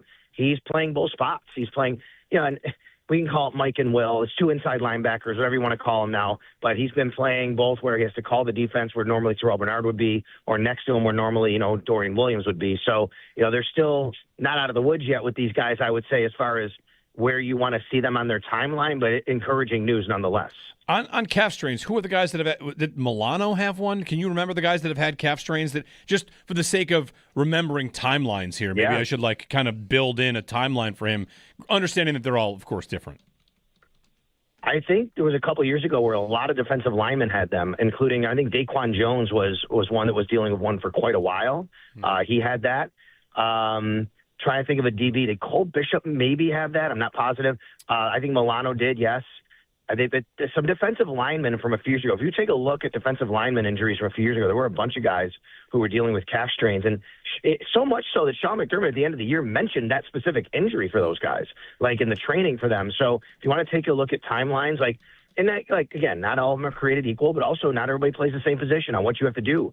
And C.J. Gardner-Johnson is a ball hawk. He's back there. He wants to cut back and forth and, play that center field role. So I just, even though it's, I think, encouraging that it's not, an Achilles that we hear about, I would expect here that you're still going to have to dip into your depth and wonder, how long he'll be out. Who do you think this is the biggest opportunity for? Would Kilgore be the first to come up just because sound like he's had a good start here, and he was the fifth rounder that everybody said was like a second or third rounder, right? So that he was drafted lower than people thought. And so far through the spring, and into the summer now, it sounds like it's gone well for him. Yeah, he's looked really good. I really liked that was my favorite draft pick for the Bills when he came out. I thought they got really good value for him because I think he can play so many different spots around the defense. The problem is, I want to call it that, he's not a true center fielder like C.J. Gardner-Johnson. He's more of an in-the-box guy. If C.J. Gardner-Johnson is out for a while, well, you have a couple options. You could put Cole Bishop more back in his role, and you could have, Jalen Kilgore kind of a little bit, more of the inside the box playing a little bit more. But guys, I think you're probably looking at DeMar Hamlin and Geno Stone kind of fighting for reps right now to see who could be the guy that would join Cole Bishop back there. I don't know how much you want to put on Jalen Kilgore right now compared to what he's already doing, but he has looked good, and maybe eventually he steps into that role, Joe. But I like him as a guy that a big nickel, playing inside the box, being able to move around, situational football. But, man, he's looked good enough where, maybe he gets an opportunity there. Maybe that just looks different for Cole Bishop if that's the case. So, with regard to the safety position back there, for a long time in the Sean McDermott defense, we knew how important that was and how much there was to know back there, right, for a young guy. The idea of Jalen Kilgore just coming in and taking the job, is it more instinctual of a position now? Is it more complicated? From what you gather from defensive coordinator Jim Leonhard, how much more difficult is it, easy is it for a young guy to jump in as compared to what the defense used to be? I think this defense is, as Jim Leonhard said, this defense has more volume. So I think just kind of learning everything about where you need to be and what's on your plate is probably a little bit more difficult. However, that being said, I think the challenge for anybody in this defense or any defense now in the NFL, it seems like, is really kind of knowing what your partner is doing. There is no more, guys, we grew up with, maybe Joe, maybe you didn't as much, free and strong safeties, right? You were a free safety or a strong safety.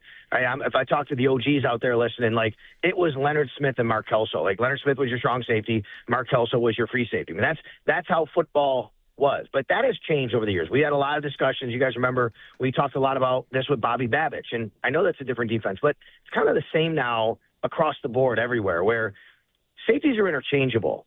So I think to answer your question, Jeremy, there's a lot more on guys' plates, but it might not even be about the offense that you're facing. Once you know where you're supposed to be and you can kind of have that ability, then you kind of go play football. I think the bigger challenge for safeties now is almost fitting in your own team, knowing exactly where you're supposed to be with your teammate, who's doing what on a down-to-down basis, and how you're playing off each other, disguising coverages, all those kinds of things. When did that end? It was very early. I remember Dante Whitner being a strong safety. Is that it, though? It ended right around there, probably, like mid-2000s, something like that?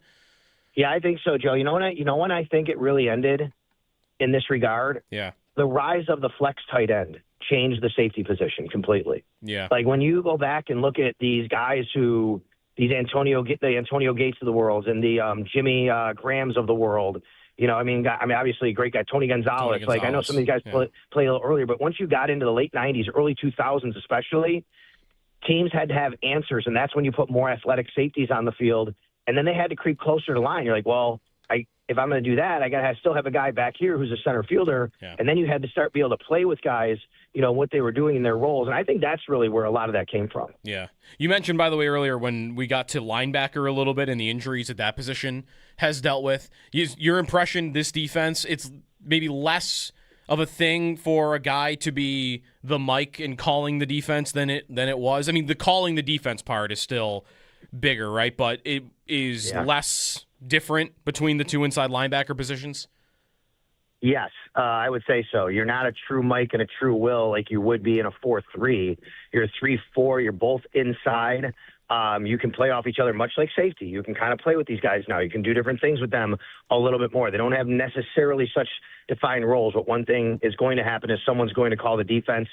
Now, for me, it's funny you mentioned Eric Turner, Jeremy, earlier, and Eric and I just did a podcast together this weekend, and we were talking about this very thing, and I'm like, do we still want to call Mike and Will? Like, you know what I mean? Like, I'm going to do that because I think it's easier for fans to understand. When you say Mike linebacker, Terrell Bernard, middle of the defense, captain of the defense, your Will linebacker, generally on the weak side because you could put a third linebacker on the field who's more on the strong side. So I'm going to call him that. A lot of times these days you call him the jack.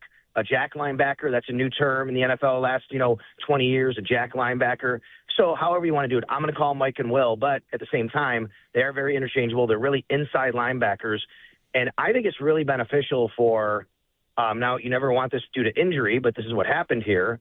I think it's really beneficial for Caleb Elarm-Zor to have been training at both spots and getting all those reps calling the defense. He was calling the defense for the first 2 days. And then all of a sudden you see Terrell Bernard pop back in there. He's calling the defense. Caleb Elarm-Zor is next to him. But I think Caleb Elarm-Zor is getting a lot of valuable reps at both spots. But it does sound more like, Sal, that, whenever in the past, we did a lot of this last year, right, when Bernard was dealing with injury and Shaq Thompson had looked so good that it was always, can Milano play in the middle? Or do you want to put Thompson and Milano? It was always, okay, but these guys might both be good, but you got to figure out if they can play the right positions.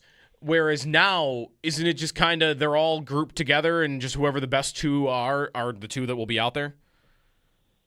Yeah, I think that's probably right. Yeah, it's probably the best way to describe it, Joe. Like you say, I mean, you such a less defined specific role. Those guys are so interchangeable that you can do that now.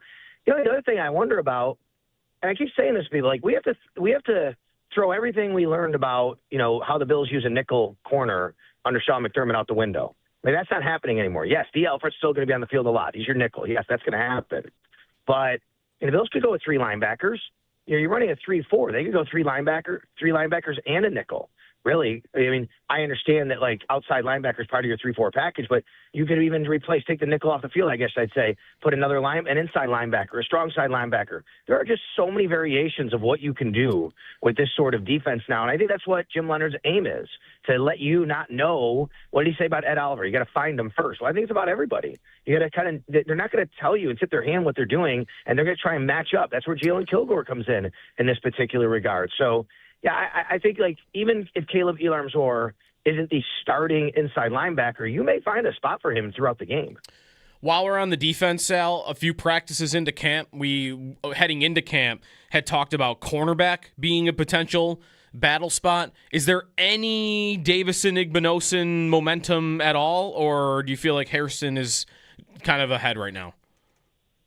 Knowing they'll be rotating, by the way, once we get to the regular season, probably anyway. Yeah, I believe that this is Max Harrison's job to keep and only lose if he loses it. since they even drafted Davison Igbinosun. I have seen nothing to suggest otherwise at this point, meaning if Davison Igbinosun is going to threaten a starting position in any way, I think it has to be because you're not seeing what you want to see from Max Hairston. Even if IGB looks really, really good, I think it has to be because Max Hairston isn't showing you what you thought you would get from him. Jim Leonard talked very highly about him last week and said he is a man-to-man corner with elite skill sets, and taking the ball away was something he was impressed with. He said those are hard to find. I think they really like Max Hairston. So no, Joe, I don't think I've seen anything yet, but pads coming on changes everything. We all know that. IGB is a super competitive dude. Dead zone, or that sounded like a click off. Joe, you good? Oh, he's there. All right. There he is. We're good. Yeah, sorry. Once IGB gets these pads on, that's when you may see, something a little bit more in that regard. We'll see about it. Sel, checking in on a couple of second-year and third-year guys now. A lot of the offseason in minicamp was about Landon Jackson and Dwayne Carter and what they were doing, bulking up to try and find roles in this defense. Have you noticed them? I mean, obviously you noticed their size is different. That's something that was a big story. How about what that's translated to for them on the field? Yeah, you guys know offensive and defensive linemen are tough to gauge until pads come on, but I will say that I have noticed Dwayne Carter especially. First couple of days, I thought he was very good, kind of fitting in there. And, we haven't seen him in over a year. He got hurt last year right around this time at the end of the month, I think, and right around end of. But, I think Dwayne Carter has, looked pretty good. He's moving around really well. But we'll see. When the pads come on, you definitely notice the size difference in Landon Jackson. I spoke with him after practice just kind of about his role. I think he's really excited for what his role is in this defense, playing that 4-eye inside shoulder of the tackle, if you will. That's going to kind of be where he is. He's not on the outside shoulder. That gives him the ability to play inside and kind of scoot down the line a little bit. I think he really likes what he's been able to do so far with his body in this defense. But specifically, I do think that, Dwayne Carter looked good to me the first couple of days, but let's see what happens when the pads come on and we start to kind of get a little bit more of a feel for both those offensive and defensive linemen. Yeah. So Joe Brady at 8 o'clock this morning and off to a padded practice. Yeah. And on the offense, Sal, padded practice means that maybe we can fire up a left guard conversation here at some point, right? Because I imagine to this point it's hard to evaluate any of that without pads, but now probably. That's right. Evaluation, correct. All I can tell you is they have been rotating. Both the guys are both getting opportunity really between Alec Anderson and Austin Corbett. So, we'll see if that continues. I imagine it will. I don't think we're going to get much clarity on that until we really start playing preseason games, guys. But yeah, today might start a little bit of seeing that. And yeah, it's tough to evaluate. Even today, sure, the pads come on, but you're not taking running backs to the ground, right? You're not actually hitting the quarterback. You hope nobody does, right? So there's only so much you can gain from it. I think we're gonna have to wait until preseason games really start up to kind of figure more about that stuff. And what about receiver to this point and what it was over the weekend? There were a couple of Josh Palmer highlights. Josh Palmer looked really good on Saturday. Yeah, he had a nice day. And up until then, though, guys, I will tell you, it's been kind of a DJ Moore show. And that's not to diminish anybody else. I'm just saying that he's been just outstanding. And he's making plays. He's catching touchdowns, long touchdowns, short touchdowns, and running after the catch. And the chemistry's been there with Josh. Has it been perfect? No. There's definitely a few plays here or there where they're not connecting on. Those are going to happen with everybody. But I thought Josh Palmer had a really good day. And, you said it right, Jeremy, earlier. If you get anything really positive from Palmer and Coleman, that's kind of a win this year. And, the way I look at it is, if Brandon Beane laid his head down at night and closed his eyes, and Joe Brady laid down his head at night and closed his eyes and said, you know what, what's the ideal situation? I think Keon Coleman having elevating to that number 3 spot, if you will, and being really good, that would be great for this team. If it's not Josh Palmer, you can kind of, he's not going to be on this team after this year anyway, maybe, I don't know. You know what I mean? If it's not Josh Palmer, that's fine. If it's not Keon Coleman, I think that's a bigger deal for this team, if that makes sense. Yeah. On Coleman's side, I know he was catching punts early in camp. Has that stuck at all? They're not really doing a lot of those periods right now in front of us. I mean, they're working through a little bit. So, we'll see as they go. They got a lot of guys doing both guys. They got a lot of guys returning punts and kicks and kind of working in those spots right now. All right, very good. Sal Capaccio on the Western Hotline. Sal, thank you. Joe Brady, 8 o'clock. We look forward to it. And then, of course, I don't know how much you're thinking about this. Stadium week, right? Oh, yeah. Saturday, we're there. And, what a day it'll be. So you got today and tomorrow. They're off Wednesday, Thursday, Friday, stadium on Saturday. And then tonight, come on out to Barbell East if you're out in training camp. Matt Bovey and I'll be there live. It's always game day in Buffalo. Come out, say hi, have some wings. Fiddlehead IPA is going to be there. We're going to be we'll be there from 5 to 7 basically on site. The pod will be live, but right there, and chance for listeners to come up. We'll have a camera, ask some questions. We'll get kicked off between 5:30 and 6 for that. Very good. I listened to your latest episode. I was coming back from vacation. I'm listening to this show, of course, on vacation. Then I'm going to get my recap and pop on Sal and Matt, check things out. So appreciate that. Yeah. So that's tonight. You said tonight. Yep. Tonight. Barbell East, 1129 Empire Boulevard in Rochester. All right. Very good. Cool. Thanks, Sal. You got it, guys. Sal Capaccio on the Western Hotline. 803-0550 if you want to pop in with us on anything here. We're happy to have you. They did sign a receiver, by the way, while you were gone.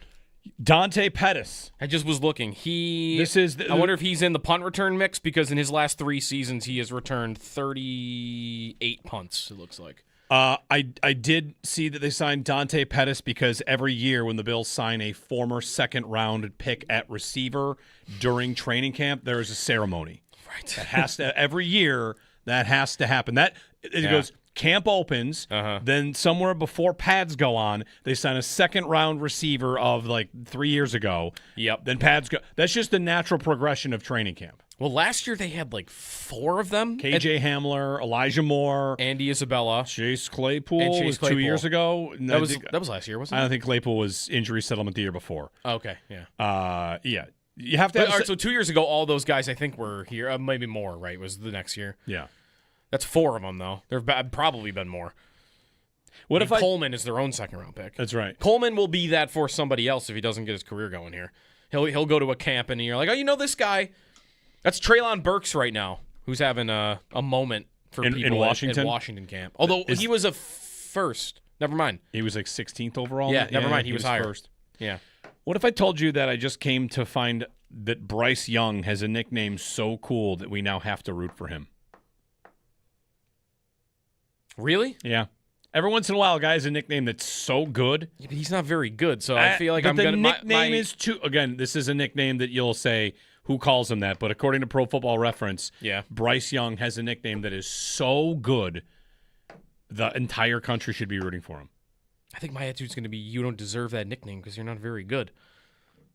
All right, well, let's hear. I'm open to rooting for Bryce Young. All right, I'll tell you you root for the little guy. I'll tell He's you small. that when we get back, and I have to also tell you or ask you how far each of us wants to go down the 49ers power substation rabbit hole because it's pulling me in.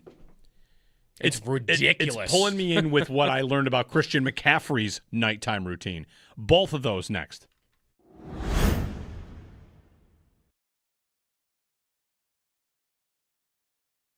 If you were to know the defense would take a step back to take a step forward, would that be worth it? And I'll put it tangibly. Their opening part of the schedule is Texans, not the most murderous of offenses. Nope. But then it gets tough. Yeah. Lions, Chargers, Patriots, Rams. That is a very difficult test for a defense you're putting together. If you were to know that the change at coach would cost them the division again because the defense would struggle out of the gates and their schedule's tough. Mm-hmm. Still make the playoffs, still have the same chance. I'm just telling you, 1 seed aspirations, division, that's not happening because you've decided to make this dramatic change to your defense. Mm-hmm. But it's going to be better than it was. Would it be worth it? Because I feel like the Bills might have made a decision to do something along those lines, right? All these changes and the defensive coordinator himself saying, the vision might not come together in year 1, which is maybe a month ago he said that. That's justified. That's real. People might say that's managing an expectation. If you were to tell me that, I'd think, well, that's probably how it's supposed to go, and you're counting on your offense to carry you through that kind of growing pain. So I'm kind of living in the world where I love hearing good things about the defense, but I know the guy that's running it flat out knows he's got challenges ahead of him. I guess it's when does it finally turn around? Right. Is it by the end of the season it's turning around? By the time they're in playoff games, it is turning around? Or do I have to truly wait until like next season begins and I get another offseason of adding personnel? Yeah, I remember last year coming into the season saying, with Michael Hoyt and Larry Ogunjobi out for 6 weeks, I feel like I won't know anything about this defense until week 12. Right. And this time around, it's funny that those two ended up meaning very nothing little. to what their defense right, was last almost year. nothing, almost nothing. And maybe Hoyt is a factor this year. Yeah. This time around, we know that the standard for the team is to be great. They got to be great, Super Bowl or bust, whatever you want to say. What's the standard for the defense? How good does it have to be, and how fast?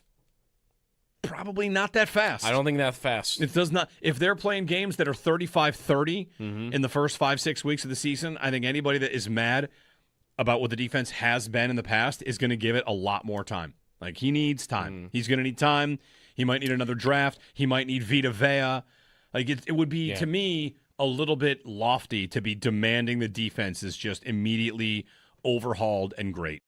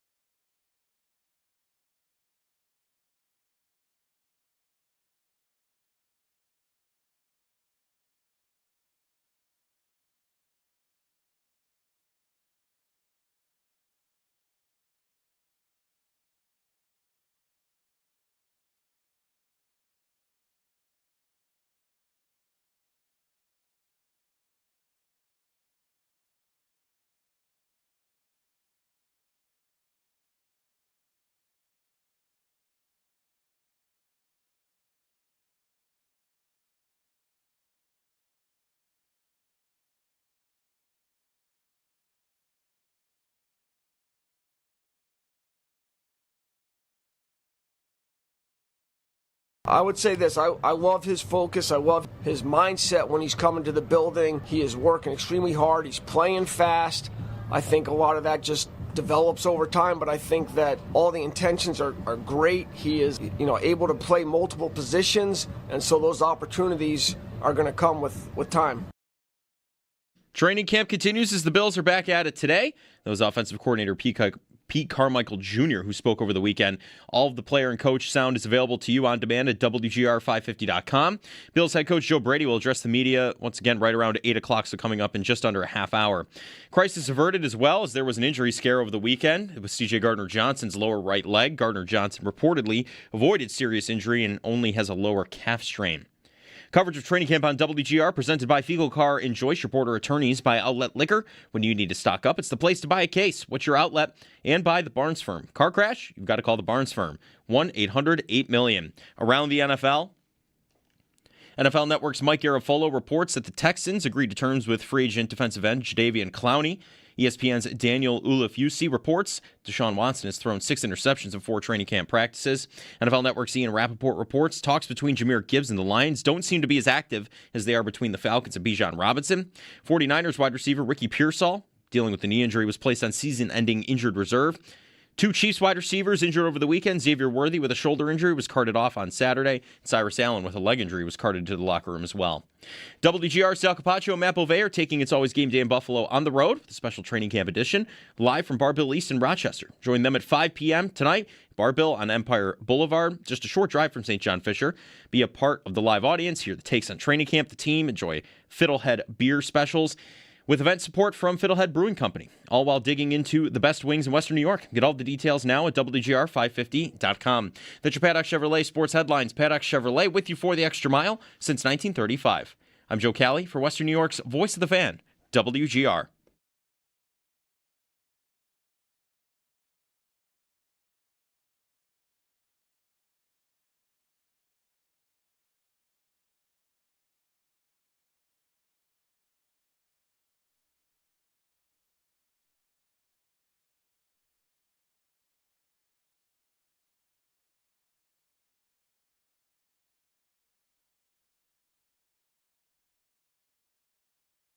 I have to, the expectation that I feel is that I have to come in, first lead by example, and then go be the player that everybody knows I am, and do it for the Bills. Why do you think Joe brought you in here in Brandon? Why? To take this team where they need to be. DJ Moore. Sal said, looks like it's the DJ Moore show out there. Mm-hmm. So you're telling me, you're telling me that they got a good receiver and the quarterback's throwing the ball to that guy a little more? Yeah. Interesting, Funny how that works. Joe. Interesting. All right, get to the things we tease because we got to do that. Joe Brady speaking with the media at 8 o'clock. We talked with Sal last segment if you want to pop back and listen to that, the full recap from the first week as we head into week 2, the final week, and also Paz going on today. But 2 things. A tease that Bryce Young has a nickname that's so good we have to root for him. Uh-huh. And, again, who gave him this nickname, who works for Pro Football Reference that decides whether or not a nickname does get listed as an official nickname at Pro Football Reference. Mm-hmm. But Bryce Young's nickname is the Carolina Reaper. I mean, that's too good. Carolina has been an organization, the Panthers have been a team for, 30 years? Uh-huh. Yeah. Somebody should have been the Carolina Reaper, and maybe it should be a better player. Uh-huh. But that nickname is too good. I think that it is insane that they waited until now to give the nickname out, and that's who they gave it to. I don't know who gave it. Somebody gave it. What did Julius Peppers have to do to become the Carolina Reaper? Maybe his name was too good and too nicknameable. Julius Peppers listed with no nicknames. I mean, Carolina Reaper. It's such a great name. It's a pepper. Fair. His name was Julius Peppers, and he played in Carolina. And he was not called the Carolina Reaper. How was he not called the Carolina Reaper? It's a great question. It's fair. That is a horrible job by the entire state. Someone needed to do better there. It's a great nickname.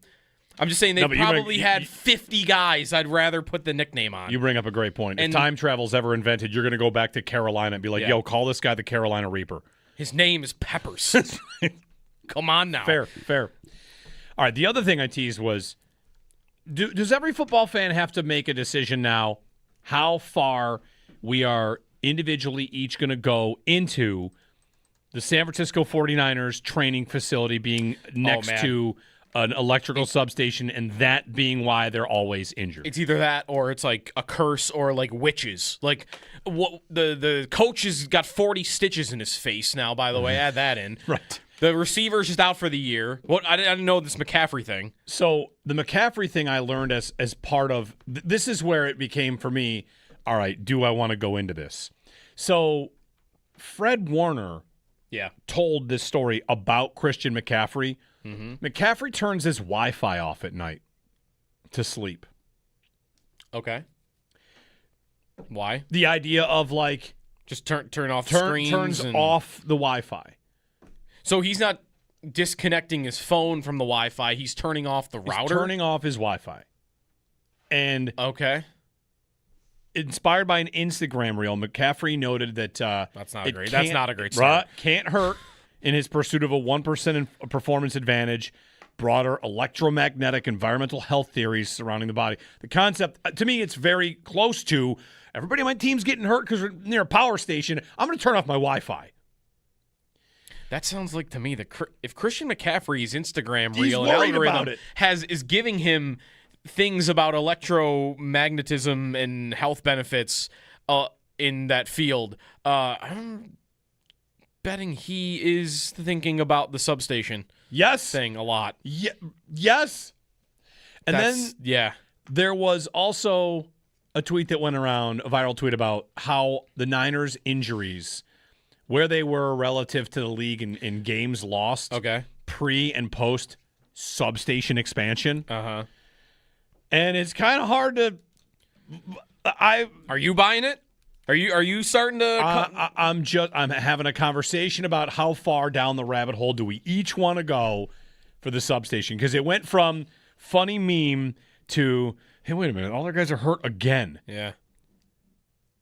Dre Greenlaw said yesterday that he's curious about the electrical substation theory. Right. It doesn't even have to be real. Well, I mean, because it's become real. Their camp has begun, and Pearsall's knee swell up, and he's out for the year. Deshaun Stribling, who was a second-round rookie receiver who's supposed to maybe replace him, he's hurt now.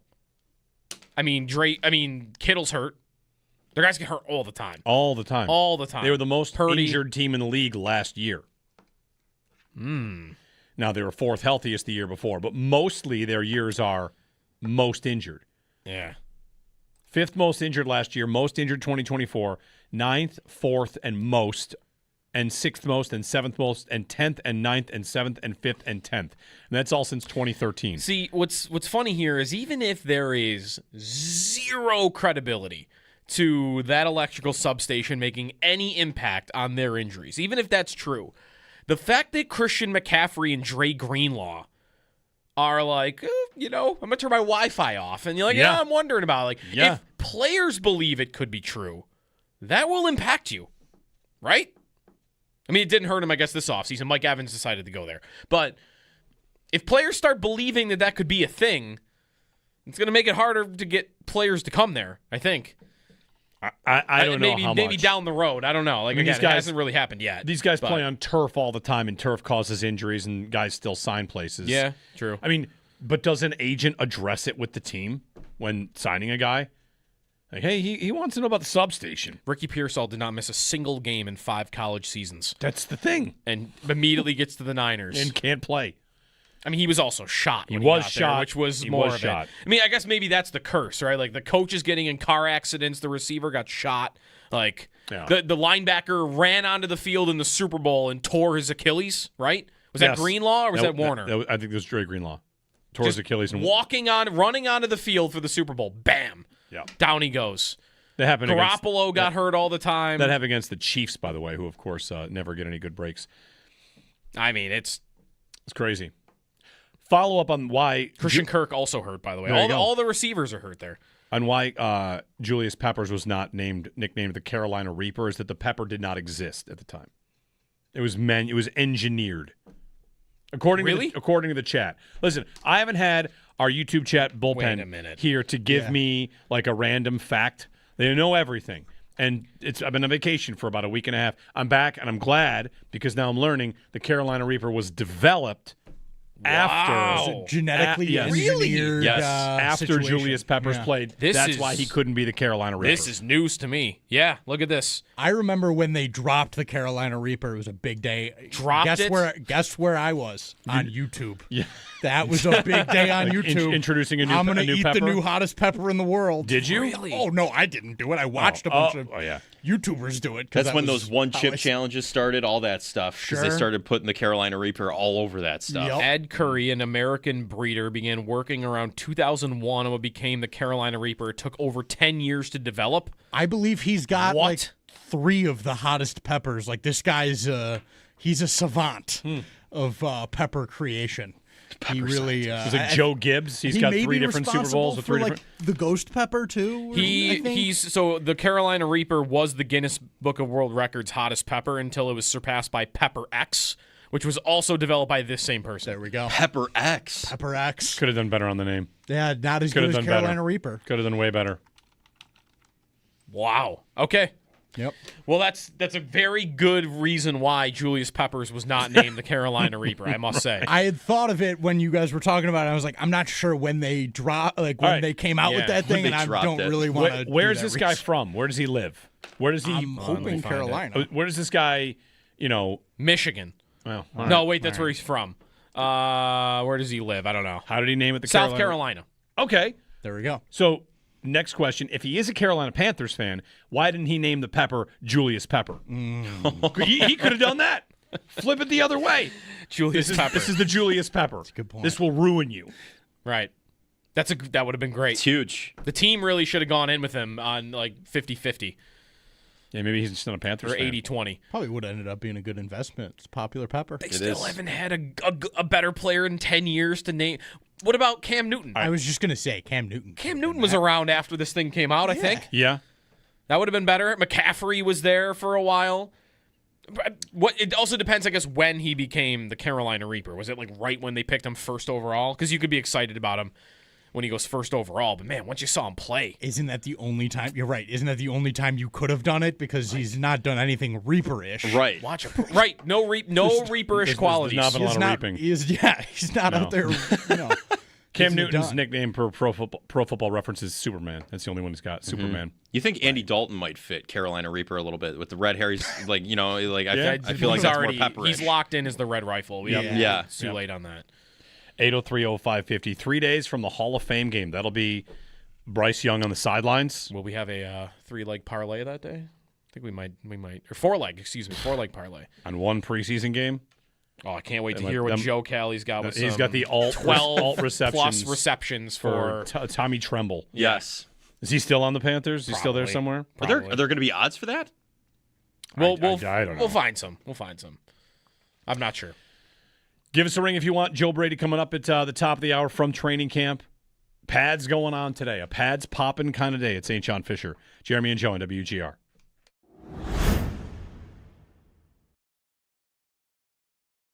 Did we all ride the C.J. Gardner-Johnson roller coaster? Oh, we did. Me and Callie did the Saturday show, and it was like... we were live on the air riding the roller coaster. On the drive-in, it's like, oh, no!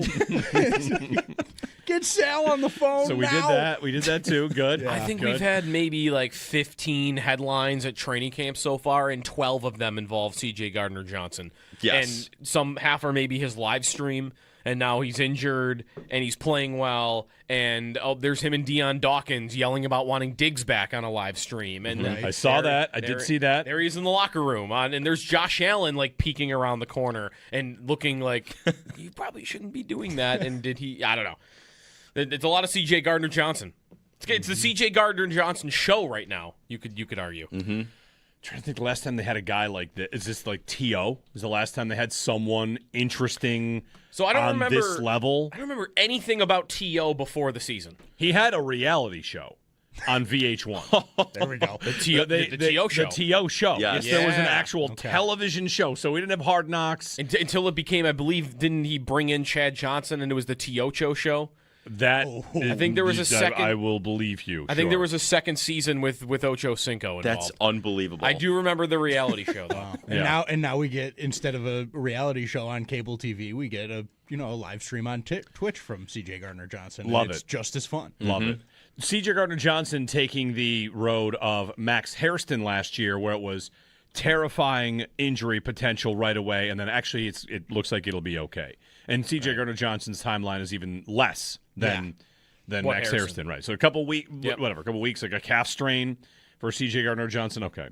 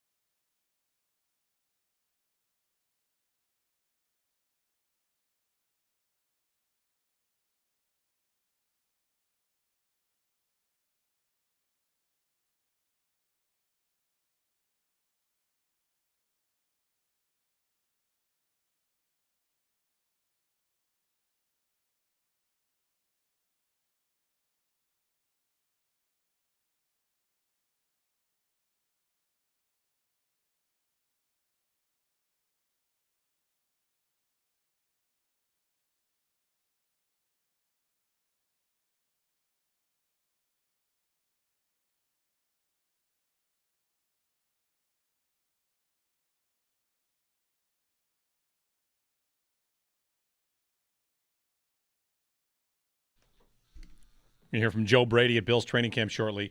What are we going to do here?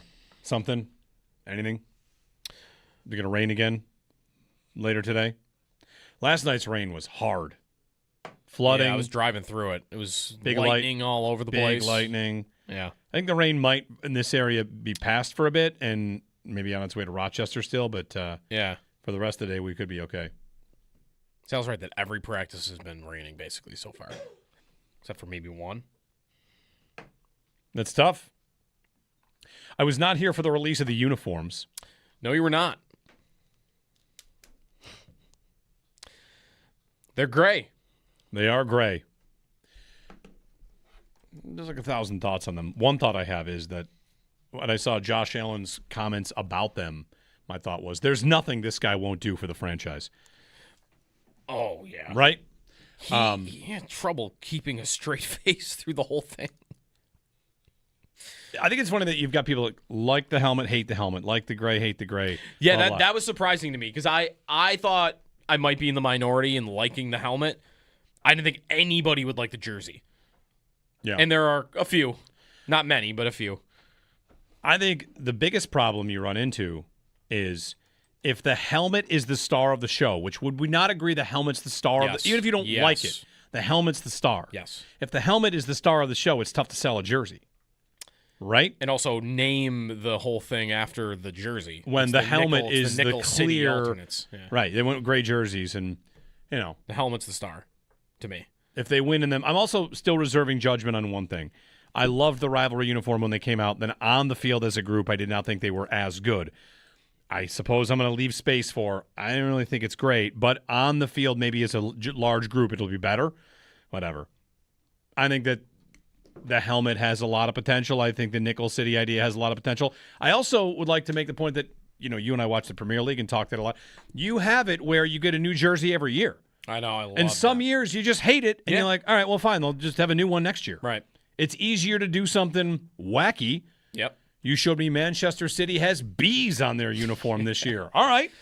If you hate that, just wait a year. Right. Liverpool had a neon green monstrosity like 5 years ago, and the very next year they replaced it with something amazing. Arsenal had one that they referred to as like the murder jerseys because it looked like it was covered with blood spatters. Like, that looks weird. Oh, no, it's marble. Sure it is. And a year later it was gone. So there's a benefit in changing every year. You just do this one. We don't like it. All right, fine. We'll do something else. Mm-hmm. Anyway, Joe Brady from training camp. The pads reportedly going on today. That's the buzz. And you know what that means? Now the things that happen count. Now everything at camp is legit because we're doing it with full pads. So maybe some good stuff for guys in the trenches. A fight. Want to draft fight teams today? Nothing yet. Who fights? Who's going to fight?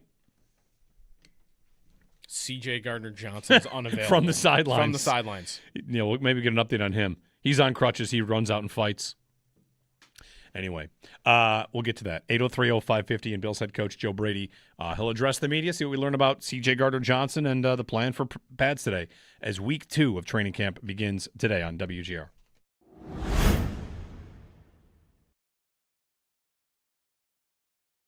For more comfort.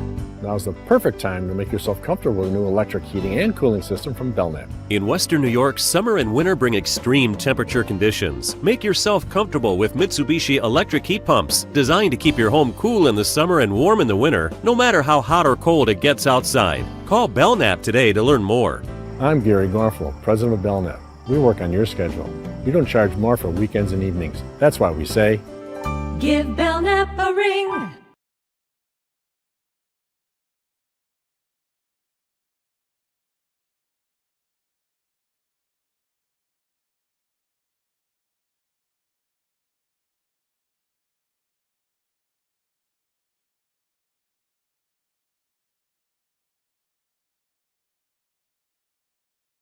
Probably good news that you've got a couple of guys from the draft class that are off to great starts, or I'm not sure I quite want to go to making waves, but at this time last year, it was like, is Landon Jackson around? Did he show up? Yeah. And this year, it's like every time I open Twitter, it's a Jalen Kilgore or a Caleb Elamzor tweet. Don't we have Eeyore, to... excuse me.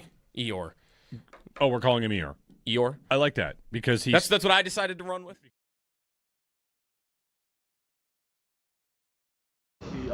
What's the update on CJ? Yeah, I mean, look, it's we're fortunate. I think anytime you see a lower body extremity injury and in the manner in which some of those happen, there's always a bad possibility with it, right? So, but we got good news, and we'll see how his body recovers, and but as you guys know, with his personality and he's in a good place, and so excited for him to, when he's ready to practice, he'll be back out here and we'll be good to go.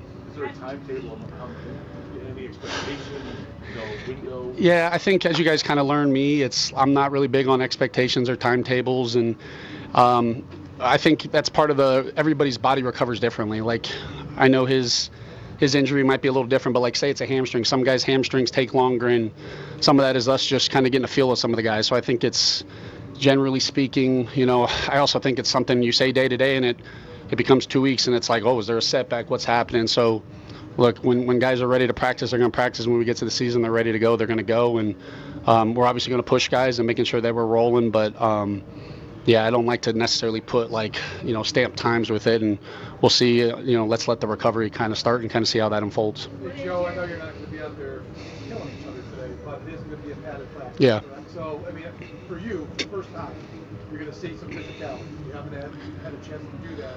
How important is it for you to see that for the first time? Yeah, well, actually the intent of the practice today is, so we're going to be in pads to start. All right, and then when we get to the team periods, we're going to take the pads off, and it's part of the ramp-up period. And the part of it is, I've always been bothered by seeing coming out the first day of pads, and everyone's just adjusting and kind of, thinking about all the pads as opposed to the detail, the physicality, the mindset of how we want to practice. And so today's more of the intentionality of, let's wake up. We're coming off an off day. Let's wake up with the mentality that we got to put our pads on. Let's get used to it. Let's go out. Let's go through Indy. Let's do a 7-on-7 period, and then we'll take the pads off and go through the team. And then tomorrow it's time to roll. And so that's more the intentionality of today. When we get to tomorrow, that's why you play football. We say, we've been answering questions all along. It's like, hey, we got to wait till pads come on. Well, when pads come on, it's a lot less talking in with your words and hopefully with your pads.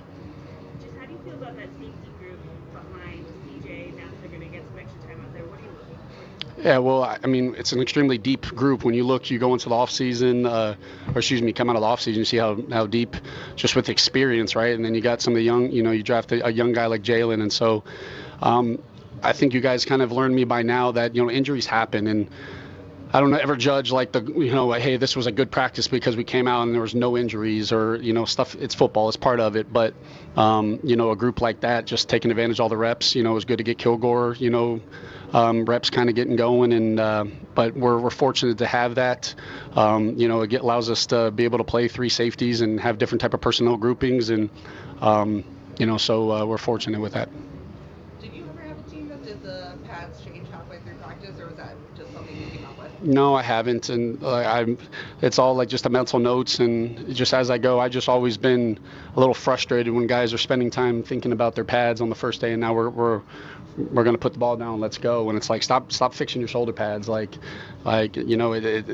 rep didn't go that way because my chin strap wasn't where it needed to be, or so it's like, let's get our focus on what it needs to be. And there's going to be some of that today. I'm going to see some of that. I'm going to get on the guys for it. Just let's get ready to go. But I don't want any excuses when they come out tomorrow. It's like, hey, we've had the pads on, we've gone now. Let's go be a little physical with it.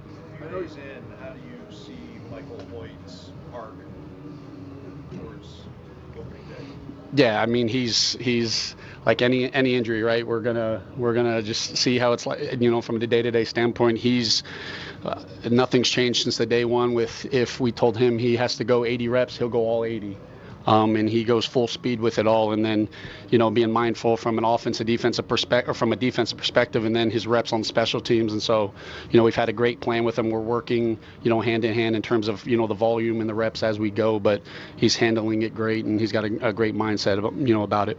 Does the rain impact him, or even any of the guys kind of coming back from things about how much you want to use him, or No. use him? No, I think, we evaluate the field every day, and look, it's, you come out here, I think the field is, our grounds crew and St. John Fish done an incredible job with the field. And so, I'm always walking around the field looking at the surfaces, seeing how guys are kind of handling it. We've had a couple rainy practices, what is the cumulative effect of it? But no, our thought is let's go out there today and let's go practice and no limitations from a field standpoint. Hey, Joe, we've seen just about every combination possible, I think, on that D-line so far. How big of a puzzle is that to put together? Because it looks like you've got guys playing all kinds of places and different guys coming in. How big of a puzzle is that? I mean, it's a big puzzle, but like it's a stupid analogy, but when you get a box of a lot of pieces in a puzzle. It takes a while and it's hard to put together, but we hope from a defense perspective, when offenses are preparing for us, it makes it hard for them as well of trying to figure out where guys are going to be. And we're challenging guys, putting them in different positions. There's a lot of different techniques that we're asking and seeing who can handle some of the techniques. And again, once the shoulder pads come on with some of the hand placement and being able to see who can and cannot do things, we're trying to I've always really not gave a dang about the defense and what the defense needed, in practices, but I'm trying to obviously get our offense where it needs to be, but put the head coach hat in and working hand in hand with Jim of like, okay, hey, what kind of run do you need for this to be able to see this guy in this position? Let's get that. And so the intentionality in the practice isn't just for me now, just being a solely focused on what offensive plays I need to get and how we want to get it, but also, hey, what do we need to see out of these reps from some of the defensive perspectives, from the techniques and the fits, and that's been a big thing. But yeah, just challenging a lot of guys to see what reps they can and cannot handle, and then cleaning it up and seeing where it kind of goes from there. We've put in a lot of volume purposely, right? And I think you put a lot on, and then you can see what the guys can handle, and then you dial it back as we get tighter this season. Joe, today is Marv Levy's 100th Mm-hmm. I mean, as a guy who sat in this chair and knows what Marv has meant to this organization, can you kind of talk about what he's meant to you and this organization as well? Yeah, I mean, look, he's a William Mary. He has William Mary ties as well. So even going back to William Mary days, I used to walk into that building every single day, and you saw a picture of him on the wall, and the success that he had here. I had an opportunity when I got the job to talk to him, and he's given me wisdom, which is unbelievable. 101 year. I'm just hoping to get to 37, and and he's just as sharp as it gets. And for a guy that knows didn't care about the weather, wanted it hard, right? When it's too hard for them, it's just right for us. It's there might be a couple head coaches that have been since him, but the mindset, the mentality, how the Buffalo Bills, how the organization that he, the ship that he led, nothing's going to change. And so, happy birthday to Marv Levy, 101, and can't fathom that. So, hope he enjoys his day. Joe, when it comes to Jim Leonard, what have you learned more about him in the 7 months that you've now been together beyond what your initial impressions were? I've always talked. I've always talked. You don't want a staff of just everybody that thinks like you, right? And Jim doesn't think like me, but he is always thinking. And I love that about him in a sense of his openness, his mentality, his communication style. He's not going to just necessarily hey, this is what we have to do, and we're going to do it no matter what we have or who we have with it. And right now we're trying to figure all that out, right? But when I interviewed him, it wasn't, hey, I just want the Denver Broncos defense. Just tell me the Denver Broncos defense. It was, hey, let's talk through some of these guys. What would be the best way to utilize these guys? This is my vision, how I want. Let's see what his kind of thoughts were, and just seeing how his brain is always turning and thinking in different ways, and knowing like, hey, this is some things that, hey, I haven't been a part of this in the past, but I think this is something that could be good for our defense. So, hey, this is our guys are handling this. I want to add this to the plate, and I kind of love that about him, and us just being able to work. We're constantly talking in communication, but everything that I had from that interview, from the first experience to now, it's all been positive, and I love having him, on our side. That's for sure. And yet you both have the same attacking mindset when it comes to your units. Is that fair to say? Yeah, I don't believe that your offense and your defense should have different personalities. And we're obviously going to find out what it's going to take to win the football game and go through that. And injuries happen. It's a matchup league as well, right? As we go through it, but the personality of your team shouldn't be different, depending on who you're playing and what you're about. And sometimes people confuse having just normal conversation for not having a physical, like I don't have to yell to make sure that we're going to be a physical football team, or I don't need him to be boisterous and just yelling and so that our guys are running the football. Like sometimes you can just sit there and have a normal conversation and know that there's a standard by how we're going to go, and I respect that about him. Joe, with Jackson Hall, you guys were comfortable putting a lot on his plate last year. Now that he has a year under his belt, how do you see him this point in camp? Just kind of what he's able to do and what his trajectory could be this season. Yeah, I mean, we put so much on his plate last year, and we go into every offseason saying like, okay, well, what's next, right? What's next? And he's a brilliant human, and he can handle so much, and what he can do. From a football standpoint is something that a lot of tight ends can't do. And it's such a unique perspective.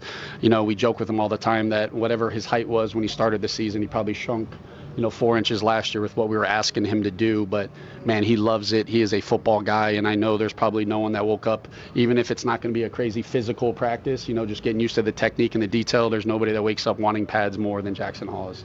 I know you've worked with Pete before, but since you've been out here with him again, how much has he kind of maybe influence or help to kind of see things maybe that you don't see sometimes that you can kind of mesh together? Yeah, I rely on Pete. I mean, I've relied on Pete for the last 10 years of my career, right? And he has such a unique perspective of seeing things, thinking objectively, not confusing the results for, hey, if something was good, his standards and his details. He sees things. We break a huddle and he can see right away if something's wrong. And I love that about him. So it allows me to be a head coach. I've said all along, and I'm way more involved offensively now than I was necessarily in the OTAs, right? But Pete has allowed me to, when I need to do things, that the ship keeps going, and he knows exactly how I'm thinking right now, and I trust him wholeheartedly with it all. So when I have a question on, hey, how I want to do things offensively, or hey, what do you think, he's obviously the first one I go to. Joe, how much have you been able to figure out with that left guard competition, and how much does it change now the pads are coming? Yeah, I mean, it's for offensive line, defensive line, when pads come on is when football is being played. And that's not to say that, like, hey, it's a waste of time what we've been doing. There's nothing about that. Like, I want to make sure, I think these practices are critical, because who can play with technique without needing pads, in the detail. But there is a finishing component. There is a being able to play with your pads and grounded. And I think that when the pads come on, I think that's critical. And a lot of people talk just left tackle, but a lot of that also is the communication with Dion at left tackle, and there's so it puts a challenge on Dion as well. There's so many different factors with it. So I've liked where the guys are at, but as we continue to get going, there's going to be a lot of intentionality about seeing what we need to see out of that position. I'm sorry, can you say that one more time? He just goes. He I think he's doing an incredible job of, right, wrong, or different. I see him following DJ.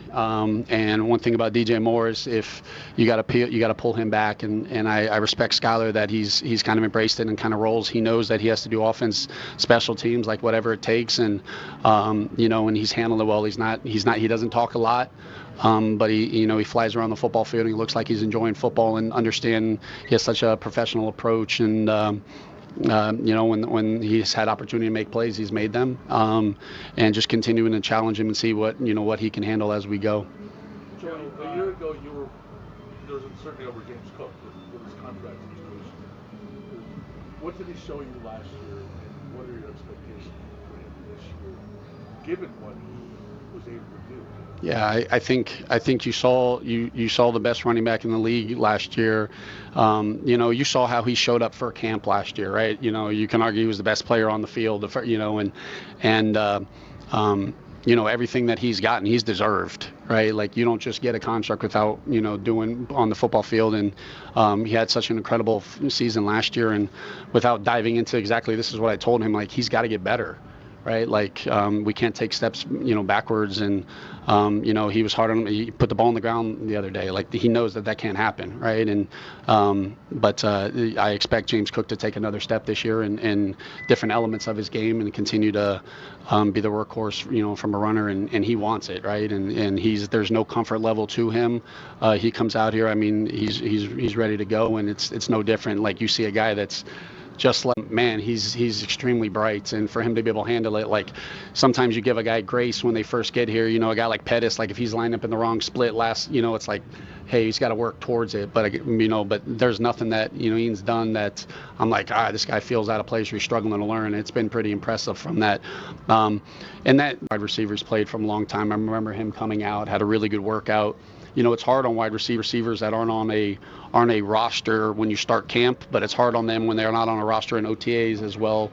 You go through, because there's one thing of training and getting in shape, but there's another thing of like I'm going through routes and I'm getting plays and the mental and working through it. And sometimes it's hard when you sign a guy and it's like what kind of shape he's in. Is he going to be able to come out and practice and kind of go? And man, he went through the workout and you can tell that it's a guy that's been working and ready to go. And we'll continue to ramp him up, as camp goes.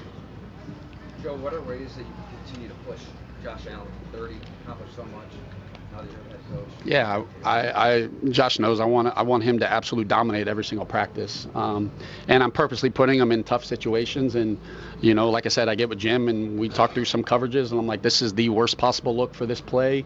Run it. Like, can I get this for this? And because I want to see Josh kind of handle it and and progress. And hey, I have to move off the pocket. And sometimes you guys know I want Josh to miss some throws because it gives them opportunities to kind of talk through and kind of see it. But I want him to absolutely come out and ready to just absolutely dominate our defense every single day, and kind of go with it. So not saying that's ever been an issue with him, but it's just a challenge to him every time when he misses a throw or whatnot. It's like subtle jabs, but we know his greatness, but he doesn't get comfortable, but it's my job to also make sure he doesn't ever get comfortable. Do you think it'll help him seeing a different defense?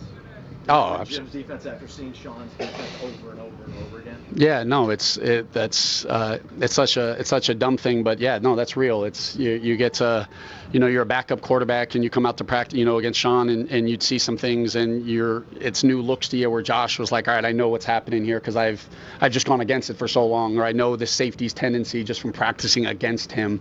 Where now being at a new defense, it's actually been a positive from that perspective because there's a lot of nuances that Josh hasn't figured out yet, and it's his challenge to like, man, I want to get it, or it's like, man, I should have took the protection that way. And so anytime we can keep him challenged, that's part of our job. And so that's where it's like trying to get him the toughest looks possible to make him have to progress and kind of work through it, as opposed to, hey, this is a cover two beater. Hey Jim, what do you got here? I got cover two. It's like that's not going to do anything for us on this play. And so so continuing to challenge him, but he's doing a great job of connecting with the guys, leading the guys, and I'm loving where he's at so far. Thanks, guys. Thank you. Bills head coach Joe Brady from St. John Fisher. C.J. Gardner-Johnson, no timeline for him, and do have the thigh doctor timeline. And we've got our voices out there in the Bills world about what it might be. Yep. So I'm learning that lower calf strains can be worse than upper calf strains. Anyway, no timeline. So maybe a decade for C.J. Gardner-Johnson, maybe a week. It's connected to the Achilles, so you really don't want to play around with it too much. Well, just giving you what thigh doctor said. Sometimes the lower can be 4 to 8 weeks versus uppers being about half that, 2 to 4. But without the knowledge of exactly what it is, again, we don't have the timeline. How long have NFL teams been going to? Everybody's body is different. Yeah, forever. If you said 4 weeks and then it went longer, we would all be okay. We would all be able to handle that, But teams are kind of even protective of that. So no timeline on C.J. Gardner-Johnson, but it is good news. It's not bad. We have to get a break in to catch up on the clock. Back on the other side, some of the things we heard from Joe Brady, including something he's doing today that even he had not really heard of done before. It's coming up next here on Jeremy and Joe on WGR.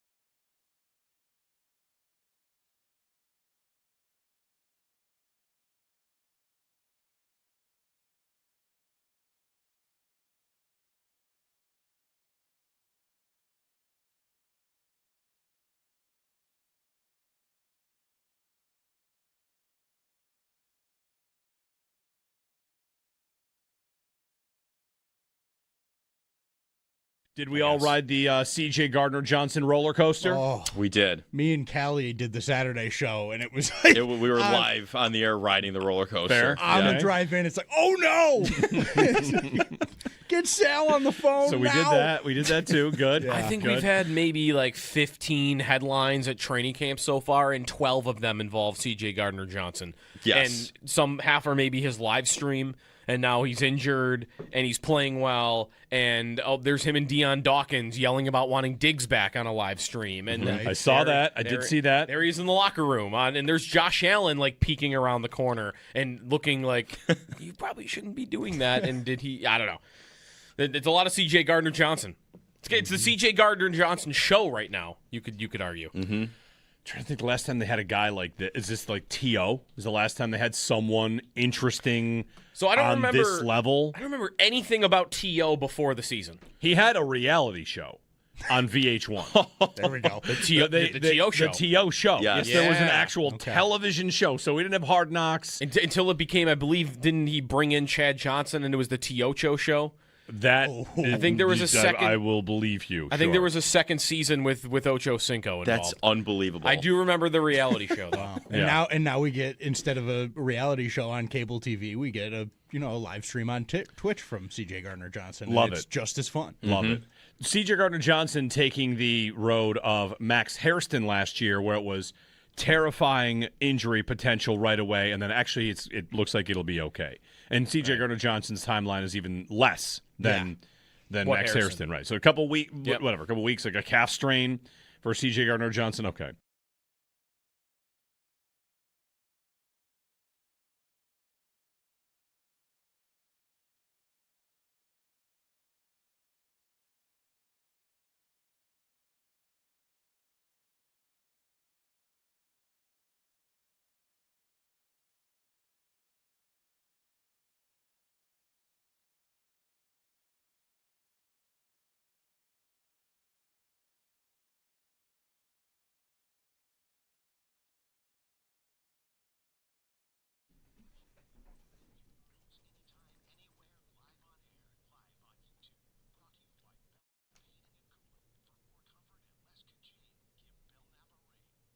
No, I haven't, and it's all like just the mental notes, and just as I go, I just always been a little frustrated when guys are spending time thinking about their pads on the first day, and now we're gonna put the ball down, let's go, and it's like stop fixing your shoulder pads, that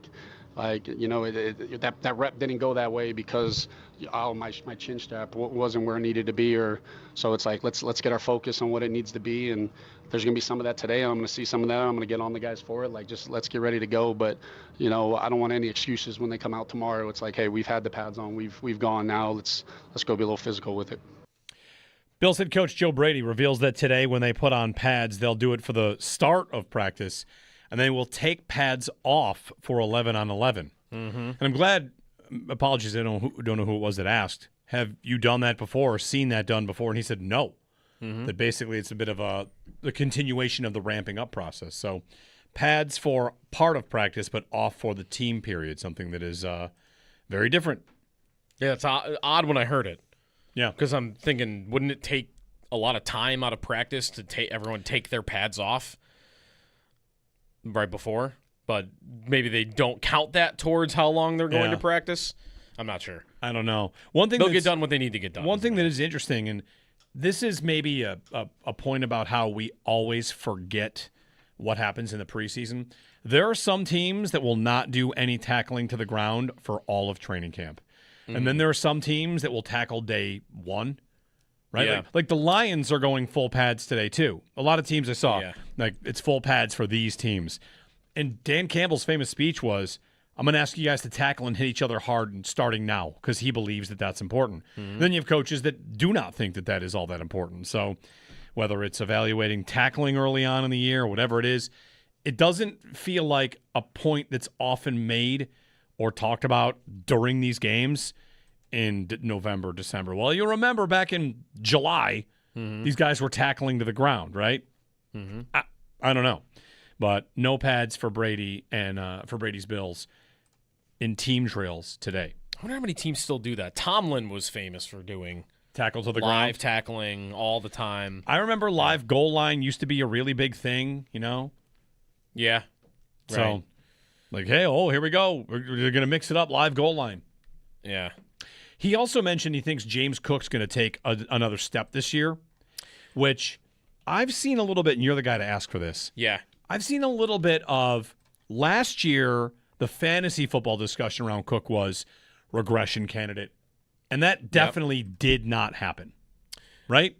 It's funny. It kind of did. I mean, he didn't have as many touchdowns because he had yes. How many? 11. He went from 16 to 12. All right. And the whole regression point was about his touchdowns. Right. Like, he's not going to repeat that. He didn't, but he did come kind of close. He did. And then obviously he made up for it and then some with how many yards he had. And one thing that you're seeing from camp, there are more throws to the running backs right now. Right. I don't know how much to take that for, but I've seen a little bit of a case for James Cook to be like, where should he go in redraft? What is his ADP right now? Is he getting ninth? Ninth overall. Which means he is snuck into the first round. Okay, because I've got a guy here, Chris O'Brien, fantasy guy, has him at 1.05, the fifth pick. And that's way higher That's than way you'll ever high. see him. Yeah. And I saw a compelling case from on Twitter at Stick to the Model and sticktothemodel.com. Yeah. The case for him being the RB1. Not maybe drafted, but that he could finish RB1 in fantasy. I mean, if you're drafting him fifth overall, you're picking him maybe as the second or third, probably the third running back. It's Robinson, Gibbs. Yeah, I mean, think Cook. about the place you're in if someone's willing to take him fifth. Gibbs, Robinson, Chase, and Puka are typically your top four picks. So that would mean if he's going next, he's going above JSN. Right. Or McCaffrey. Or Jonathan Taylor. Or Amon-Ra St. Brown. Those are the only other guys I think probably going ahead of him. If Brady is talking about him taking another step, and for fantasy, this would be him getting to like a top 5 player. The only place he can take another step as a player is catching the football. That's it. His career high in receptions is 44, and he did that in year 2. He has not cracked 35 in the last 2 seasons.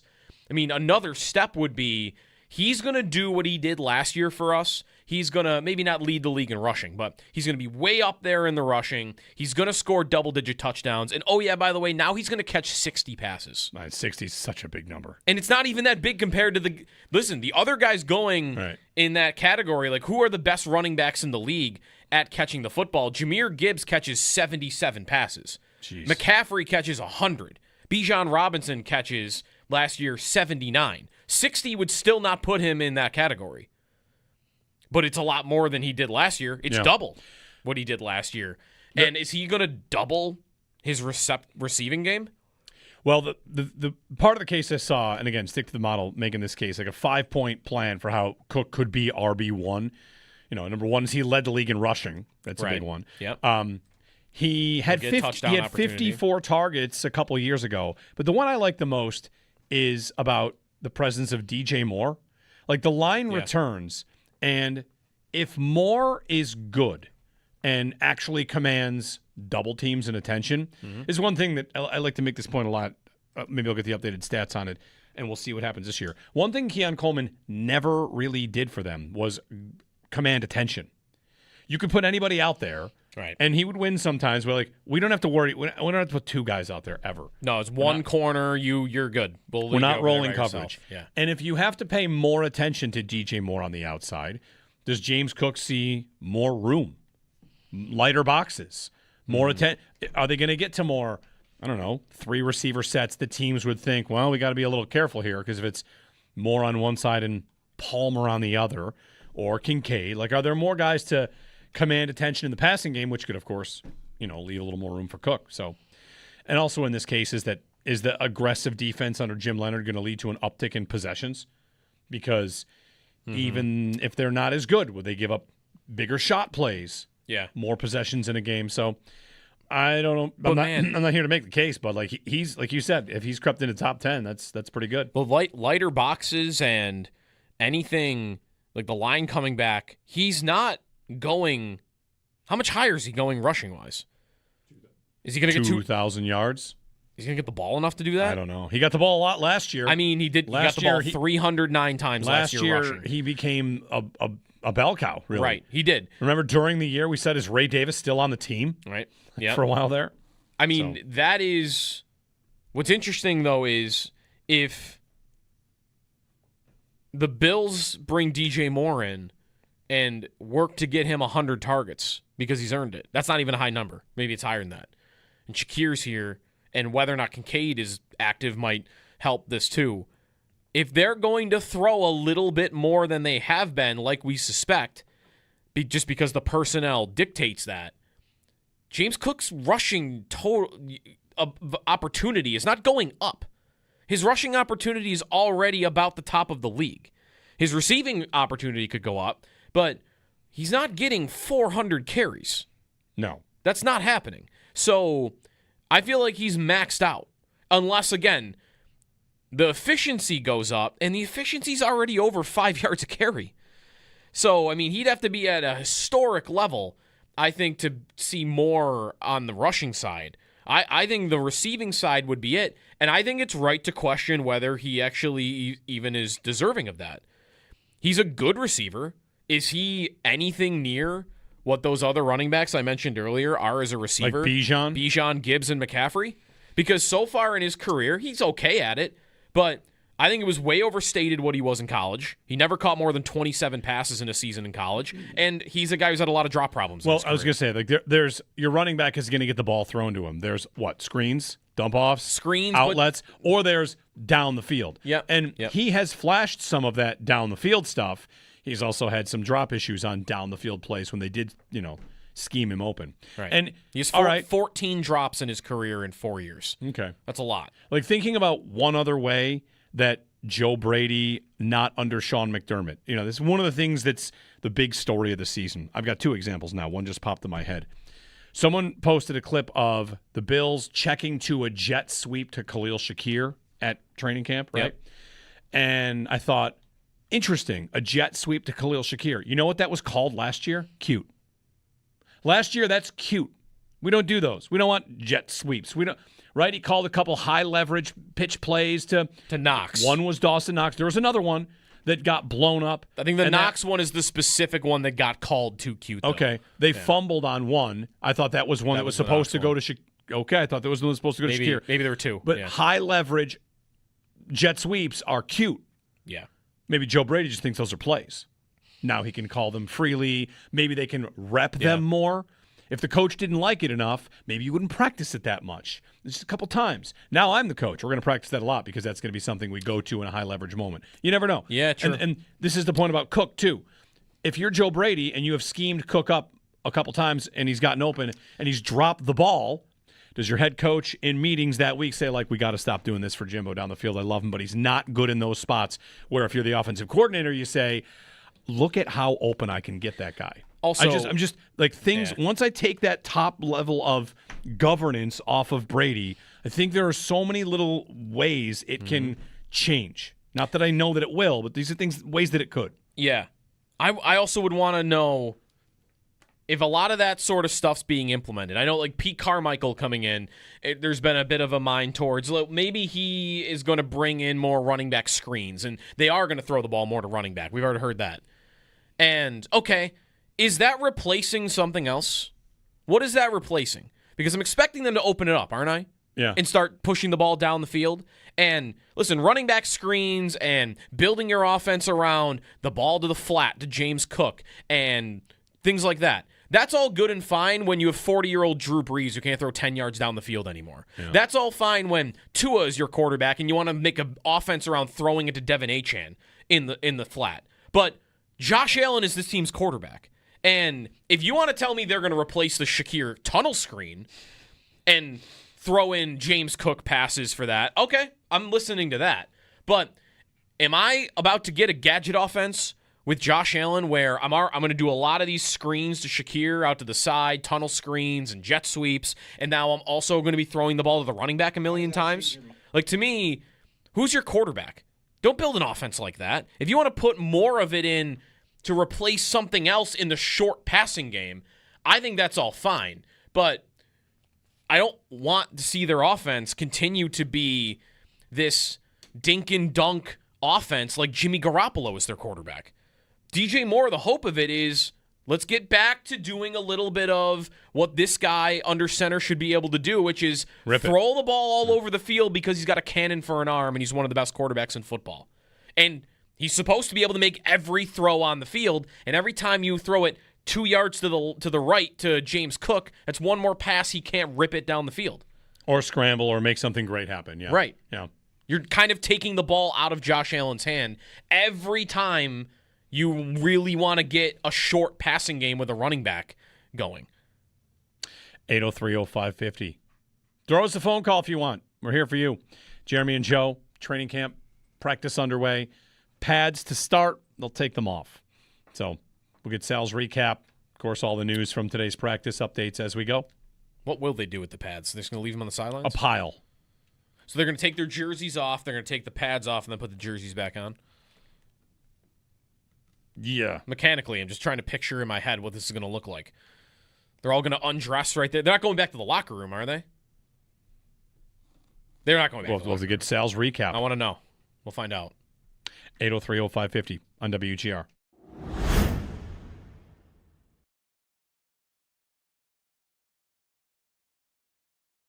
Probably good news that you've got a couple of guys from the draft class that are off to great starts, or I'm not sure I quite want to go to making waves, but at this time last year, it was like, is Landon Jackson around? Did he show up? Yeah. And this year, it's like every time I open Twitter, it's a Jalen Kilgore or a Caleb Elamsor tweet. Don't we have Eeyore, excuse me. Eeyore. Oh, we're calling him Eeyore. Eeyore? I like that because that's what I decided to run with. Because he brings everybody down? Yes. We needed that line of he brings everybody down because otherwise just saying he's a depressed donkey is not maybe the best nickname. Fair. I'll chime in on this because I did see the discourse about the Caleb Elarms or nickname. Can I just nominate KLB? KLB? Yeah. He's a linebacker. There's a middle linebacker. There's a Willa. He's KLB. KLB. You get the three-letter thing. You get the position. I might like that more than his actual initials. KLB. All right. I might want to call him that. All right. I'm running with Eeyore for now. Skylar Bell, too, by the way. I should have thrown into that mix. Like Skylar Bell and Kilgore, Elamsor. Those guys were their fourth and they were 3 picks in a row, I believe. So as much as it could be going well for 4th and 5th round rookies through 4 days of training camp, it feels like it's going well. Sure.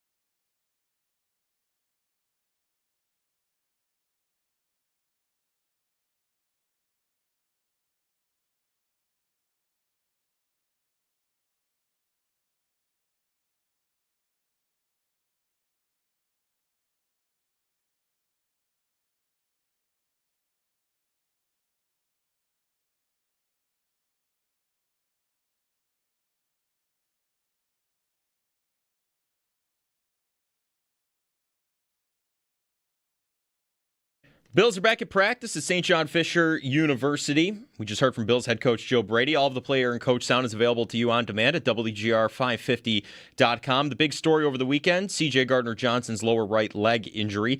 Gardner-Johnson reportedly avoided serious injury and has a lower calf strain. Here's what Brady had to say regarding the timeline. Yeah, I think as you guys kind of learn me, I'm not really big on expectations or timetables, and I think that's part of everybody's body recovers differently. Like, I know his injury might be a little different, but like say it's a hamstring. Some guys' hamstrings take longer, and you say day to day, and it becomes 2 weeks, and it's like, oh, is there a setback? What's happening? So, look, when guys are ready to practice, they're going to practice. When we get to the season, they're ready to go. They're going to go. Coverage of training camp on WGR, presented by Fecal Car and Joyce, your border attorneys. Buy Outlet Liquor when you need to stock up. It's the place to buy a case. What's your outlet? And buy the Barnes Firm. Car crash? You've got to call the Barnes Firm. 1-800-8-million. Those are your Paddock Chevrolet sports headlines. Paddock Chevrolet with you for the extra mile since 1935. I'm Joe Cali for Western New York's Voice of the Fan, WGR.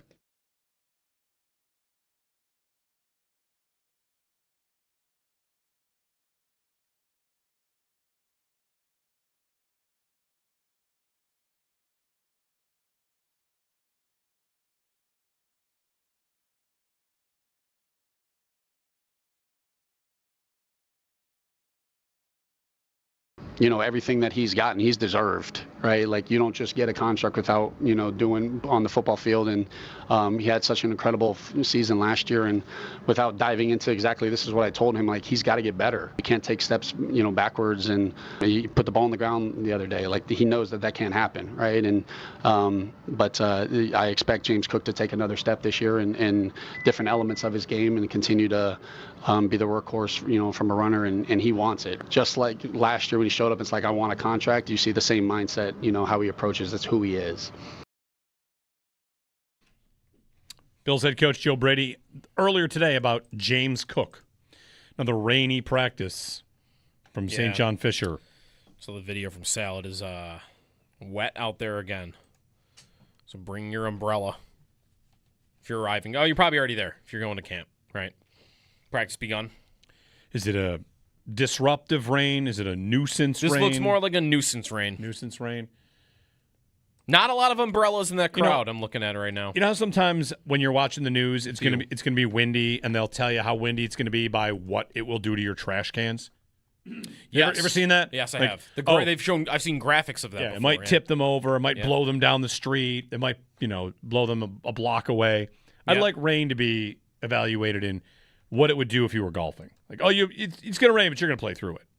And not need to put on rain gear. Like nuisance, misty, or no, you're going to need the stuff that wicks it right off of you. Or am I dropping down the cover for the bags on the back of the cart? Yes. How many steps am I going to take? You're going to go into the clubhouse and say, let's wait it out for a while. Like, that's what I want. The steps of rain based on my golf. There's also will you lift up the plastic cover on the front, which some people don't like to do ever because there's no wipers on those things. So if it's raining, can't see. You might not be able to see. But also if you're getting smacked in the face with like a giant rain, like you kind of have to at that point. Rainy day at St. John Fisher. I've driven a cart before where the rain was so hard where we had to have it up. But we're going 2 miles an hour looking out the side to make sure we didn't accidentally drive into a pond. Getting rained on? Yeah. Downpour. Like last night level downpour that we had around here. That's tough to get caught in. Yeah. We eventually hid in trees. Like there was a line of trees for like a little mini woods. We just hung out in there for like 20 minutes. You didn't climb them, right? You're underneath them? No, we did not climb. Well, you said in trees. Within the trees. Fair. Within the trees. Yeah, no, there was no climbing of the trees in a storm. That seems like that would be a dumb idea. In trees, on the ground. In a tree, up in it. Correct. Yeah, not in a tree, in trees. Yeah. Clarification. Did you guys, when I was gone, check in on the chat, the bullpen? There been any themes there this week? Camp's back. A couple times. There was. What was the most noteworthy thing in the chat from while he was gone? Man. It's a good question. There's always stuff going on. Always there. something. It's just, I can't. I have to dump it out of my brain every day when we end the stream. When we did the Caleb Elamsor nickname fiasco, there were a couple that came out of there, I believe. Yeah, that's right. I like yours, 5 Alarm Fire. That was a good 5 one. Alarm. If he changed his name to or his number to 5. He could be 5'11". But Josh Palmer would have to get cut for that. Lots in the chat voicing for a Bobby nickname for Caleb Elarms or Bobby? Orr. Bobby Orr. It's calling him Bobby. I don't know why. Because of Bobby Orr? I hate it. I'm just telling you very bad. Just telling you what's going on in there. I think You that asked might be what's happening. No offense to whoever came up with that. I think it might be the worst one I've heard. Yeah. The chat is a room for people watching on YouTube. We don't have the ability to walk in there and say, like, hey, that one was bad, guys. Quiet down. Don't, that was bad. You know? Some accountability in the chat, self-suspensions. Yeah. What team are you following? What's happening at their camp the most closely, outside of the Bills? You guys have a team like you're eager to see what happens? The Browns quarterback situation is... Did you see the pass that Deshaun Watson I right did. to a defender? I did. It's the saddest looking pass I've ever seen in my life. It was not good. He also said he'd be basically open to more money and a contract extension. He Right. did. He did. Oh, me too, Deshaun. I would sign a contract with the Cleveland Browns. I've already made $230 million for doing nothing. I might as well just, I'll sign another one. Yeah. I don't know what to do with the Browns, especially him. Isn't he being asked that because they are stuck with his money and an extension would spread it out or something? Potentially. There's what other possible reason did that come up? Yeah, I don't know. I mean, is his contract expiring soon? He has 4 void years coming up after this season. So they could spread that out, I think. I'm not sure. He's a $40 million cap hit this year. It's not like they're going to use that on something else. Right. So, and the dead cap, if he were to be cut next year, at the end of this year, would be $86 million. Jeez. So the Browns could be out from under it Yikes. for the cool $86 million dead cap hit, which... worst contract in league history. Of course, they should just do that. Do they want to... Right, try to soften that a bit? I guess they could, but they should just be done. I don't know. I saw a Browns insider. Who was it? It wasn't Mary Kay Cabot. It was another reporter of theirs that said that there's no reason so far that Dylan Gabriel should not be the number. He's playing the best, and he's not in the competition for number 1. No. It's Sanders against Watson, because the owner probably wants it to be Sanders against Watson, doesn't he? He's paying Deshaun Watson $200 million. Isn't that the only reason he would see the field again? Yes. Because the owner has paid an insane amount of money and he wants to see something out of it. 100%. It's the only reason he would get out there. By the way, playing around at over the cap on extensions, like they can't even save money until 2028. Just get out of that. They're just going to get out of it. Yeah. They'll get out of it doing what? The cut? Even an extension. They can't cut him, I thought. No, an extension, they don't save money until 2028. All right, so that's not happening. They can't do that. I don't know what his contract is. He's a UFA at the end of this year, and then I think it's 4 void years. Yeah. Okay, so this is his last year on the Browns. Yes, I think so. And then an $86 million dead cap hit. Unless then they do like the post June 1, maybe that's different. Anyway, the Browns. But you just got to rid yourself of that nightmare. But past that, like what are the biggest camp stories around the league? There's no real rookie, like quarterback battles. There's nothing interesting, right? Because the word out of the Raiders is that it's going to be Cousins before Mendoza. Murray McCarthy is. But That's the only is one. I saw Nobody's taking McCarthy. I am not a training camp stat guy. I promise. I hate training camp stats. But I did see a training camp stat tweet where McCarthy the other day went 0 for 6 with 2 interceptions. Yikes. I mean, there's no way that's a real competition. No way. That's Kyler Murray. I also heard, I think Thielen, who's kind of just doing stuff now after ESPN laid a bunch of people off, was talking about McCarthy like he's not a great he just doesn't get it. Mm-hmm. He's got no part of him is right now for anybody, and that's can't be good. Yeah. The big quarterback story from over the weekend was Patrick Mahomes throwing a pass right into the center's head. Right. I saw that. That was the big one. I saw that. That was good. That looked like he was trying to stop the pass because the player didn't go where he was supposed to go. Yeah, yeah. Mahomes is ready week 1, right? Yes. Yeah, for sure. He's ready week 1. He's in a non-contact. You can see him scrambling and running well enough to play in a game. He's got a big brace on. Yep, but I would 100% bet he goes week 1. Aaron Donald returning, of course, is out there, Right. and that's going to happen. You've also got Myles Garrett is missing practice. He has lower body soreness. Okay. Keep an eye on that. I think he's missed 3 straight practices with lower body soreness. I mentioned them earlier. Again, weird. They play this week. Weirdly, maybe it's just my timeline for some reason. I keep getting Cardinals stuff. Like, it's Harrison couldn't catch a pass for 3 days, and then he looked really good for 2, and that they're not starting Jeremiah Love. He's listed as RB3 on one depth. It's just depth And it's chart all stuff. Tyler Algier getting first-team reps. And I did see the coach say they're not going to burn out Jeremiah Love in year 1. He also said he's definitely a rookie. Yes. But I saw that comment about not burning out Jeremiah Love, and I thought, oh, this is about to be an expertly done tank in Arizona. They are going to start Brissett for a couple games. It's going to be the Carson Beck show, and they're going to be to Jeremiah Love like, this ain't the year. We're not winning this year anyway. We'll get you involved, we'll get your feet wet, but we are not going to overload you when we're not even trying to win the season. Right. That is what I think that could be. Which is not good if you have him in fantasy, by the way. No. Tyler Algier could go down as the biggest fantasy thief of all time. Stole all those touchdowns from Bijan, and now he's going to do the same thing to Jeremiah Love. 803-0550, 1-888-550-2550. Happy anniversary to I'm going to say a great day in Buffalo sports history. You guys can guess next.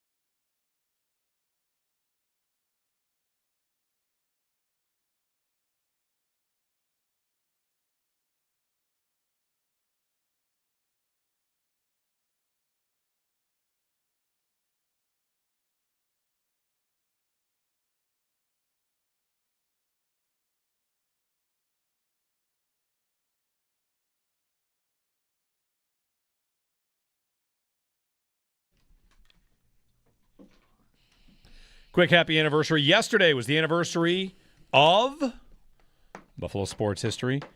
Anniversary of August 2nd. Kevin Cobb slipping on a mat. Possible, but not what I'm looking for.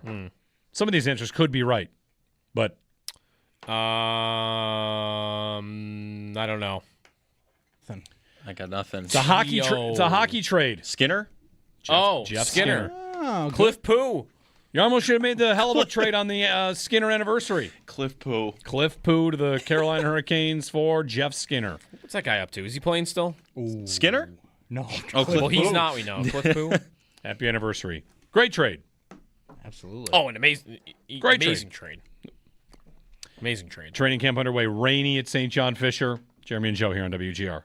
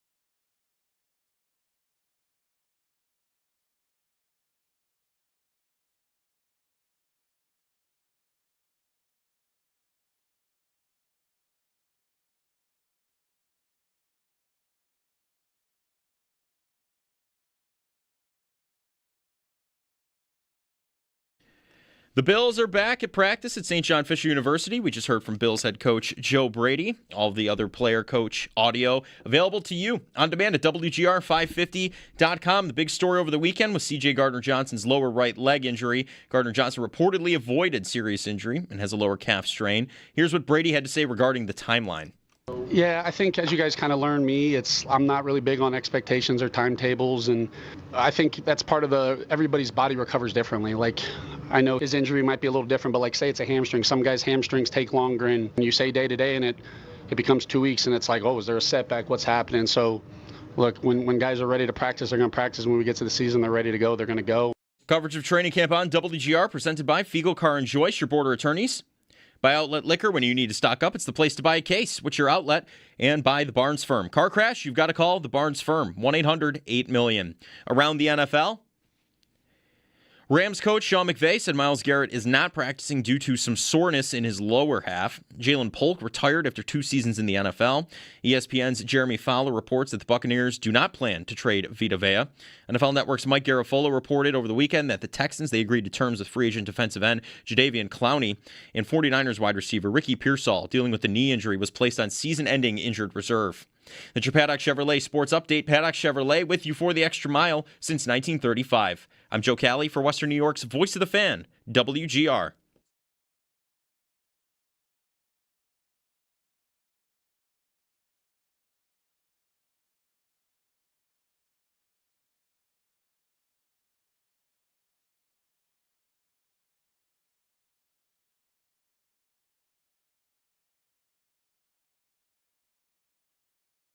You know, like I said, I get with Jim and we talk through some coverages, and I'm like, this is the worst possible look for this play. Run it. Like, can I get this for this? And because I want to see Josh kind of handle it and, you know, and progress, and hey, I have to move off the pocket. And sometimes you guys know I want Josh to miss some throws because it gives them opportunities to kind of talk through and kind of see it. You know, I want him to absolutely come out and ready to just absolutely dominate our defense every single day, and kind of go with it. So not saying that's ever been an issue with him, but it's just a challenge to him every time when he misses a throw or whatnot. It's like subtle jabs. He doesn't get comfortable, but it's my job to also make sure he doesn't ever get comfortable. Joe Brady. I'm sure he really cares about the defense. For me, hearing him talk about, oh, yeah, it's important the defense plays well. It's like me talking about the offensive line. Oh, yeah. Of course I want them to be. Of course. Mm-hmm. Everybody knows that. Yeah. But, maybe I focus a little more on these guys over here instead. Anyway, good morning, Jeremy and Joe. How are you? Happy Monday. Back from vacation. We were in the Finger Lakes. I watched the weather turned out pretty good, right? It was okay. We got some rain. More rain than I would have liked. Rochester's been rainy. It's raining again today. I watched a moonrise for the first time ever. I'd never watched the moonrise. Oh, those are cool, right? Because it looks like 5 times bigger than it actually is. It's big. The lower it is on the horizon. Over the, mountains, I want to say, of the Finger Lakes. That's cool. Sure, yeah, mountain. What whatever. time was that? That's generally going to be at It was 9 p.m. neighborhood. Yeah. That's cool. Moonrise. Saw a moonrise. And my wife said she saw a bobcat. She was out for a run and saw a bobcat. Yes. How big are bobcats? Bigger than cats. She said this was a real. Yes. She's like, I don't think mountain lion. I think bobcat. And I've since Googled, and yes, there are bobcats in New York, in the Finger Lakes. Okay. Yep. Yeah, like 30 pounds I'm looking at here. Big cats, but not that big. Medium cats. I have a fantasy draft later in the month in a place that's near Allegheny-ish, and in the description it says, you may encounter dangerous animal. Which I would assume just means bobcat? There are black bears in the area. Okay, bears, yeah. I guess it could mean bobcat. That did not enter my thought process though when I read that. From what I read, bobcats are not really all that dangerous. You just don't. Okay. It'll just run away from you. I mean, black bears generally do that too, don't they? No, I don't know. Probably. I just know you're supposed to fight them. They're more willing to square up. Yeah, if you're supposed to fight them. If they come for you, you're supposed to. That's the one you make yourself big and they just run away. Right, but if they keep coming, you fight. You hit them with stuff. A rock. Well, really, wouldn't that be true of all bears? No. You run from which ones would you run from? I don't think you run from any. But that's what I mean. You're not supposed to run from any predator because it can trigger their prey pursuit drive. Right. So if it's a black bear, you fight back. But if it keeps coming, You can't turn your back. You're done if you. But turn that's what your I mean. back. I would do that with all bears. If it keeps coming, eventually, yes, I have to. You got to backpedal. That's what you got to do. Grizzly and brown bears, you're supposed to play dead. You're supposed to lay down. and just there you go. Okay. Lay You're down supposed to not and hope. Yeah. You just hope. Gotcha. Right, because there's no winning that fight. I know I've posted. I know I've told you the sign. The sign that I saw in Alaska was like, lay down. If it starts to eat you, you can fight back. Right. You can't. Don't even do it until that bear is actively eating you. Right. Yeah. And what is it? There's a saying: if it's white polar bear, like it's over. There's nothing. You're not doing anything. No run, no fight, no nothing. It's just like jump in the water. Yeah. And they'll swim after you. No, I mean like to hope to yeah. freeze and go that way instead. Right. Okay, I was going to say, yeah. This got pretty dark. My wife saw a bobcat. Bobcats. I didn't know they lived in the Finger Lakes. No, I did not know that either. You sure it couldn't have been a mountain lion? Because those are in the area, too. I think. How much bigger is a mountain lion than a bobcat? Twice the size. I think they're considerably bigger. Yeah. I had a mountain lion experience. Oh, yeah. I remember you telling me that. You told us on the air, like, you guys were all out for a hike or something? We were running because we were being punished for drinking the night before. Yeah, and you we almost were getting got chased by a mountain lion. Yeah. Oh, man. Legit, Imagine the coach being like, die. hey, you shouldn't have been drinking the night before, huh? He was at the front of the line, Yeah. like, get moving, guys. Yeah. We're going to have to fight this mountain lion if you guys don't haul your butts up here. Considerably. Bobcats are anywhere from 15 to 35 pounds, and a male mountain lion is between 110 and 180 pounds. Yeah, that'll do some damage. That's a big difference. The thing I saw looked like a small tiger. It was like prowling, watching. It was, not good. Oh, they're in the Finger Lakes. Yeah, there you go. There you go. Not everything else. 803-0550. There's not that many other dangerous animals it could be. I guess mountain lion's a possibility also. Snakes? I mean, there's not really dangerous snakes in this snakes. area. No. We don't really have a lot of dangerous animals. It is somewhat jarring to be out on a lake and see a snake swimming from one side to the other, which does happen. Yeah. Poke their head, like, oh, look at that. It's the head out of the water. It's a stick poking out of the water. No, that's a snake. That's a snake. That's a snake. Yeah. Anyway. That was the extent of the exciting Q-Cup wildlife discoveries. Snakes, fish. Fishing? Is there any fishing that was done? There was some fishing done, not by me. But the kids? Some fishing done. A little bit. Yeah. Will they touch the fish? Yeah. If they catch it? Yeah. Some kids are grossed out by that. They're a little slimy, right? We were having a conversation like, what's the biggest fish? Because when you're swimming and this is true of Lake Erie too. Does anyone else have where if you're swimming, like, I wouldn't mind seeing a fish, but if it came close to me, depending on the size of it, any sort of giant fish swimming by is like unsettling. I think a little bit. The only fish in the lake I think that would scare me would be a sturgeon. I think everything else, even like the biggest of the everything else, I think I would be okay. Right, a sturgeon is 300 pounds. A bottom-feeding dinosaur fish. Yeah. That's probably the one. I don't want anything to do with that. I don't think I've ever seen one of those. I generally like fish, so I don't mind even if I see them and they are close to me. Yeah. I mean, I'm saying like the videos, you watch the Travel Channel or some channel, and someone's swimming with one of those sharks, or what? It's not sharks, even a whale that's the size of a bus. Yeah. Like I'm not going to do that. It makes me uncomfortable. Yeah, that's scary. Like grouper in the ocean. Those are that's huge. Scary. Oh, man. Those don't are want those. Big fish. Yeah. Yeah. There's anything sturgeon or bigger, I'm out. For sure. But in Lake Erie, there's not really anything bigger than that. No, I wouldn't be worried about the big fish in Lake Erie. I'm still scared of the thing we learned about like a few months ago, the sea lamprey or whatever. Oh, yeah. That is in Lake Erie. Yeah. And that is the thing that I now think about when I'm in Lake Erie. Yeah. A couple notes from Bills practice today. Dorian Williams, Terrell Bernard, the starting linebackers at 7-on-7. Okay. Not 11-on-11 yet, 7-on-7, but that's Terrell Bernard and Dorian Williams. Okay.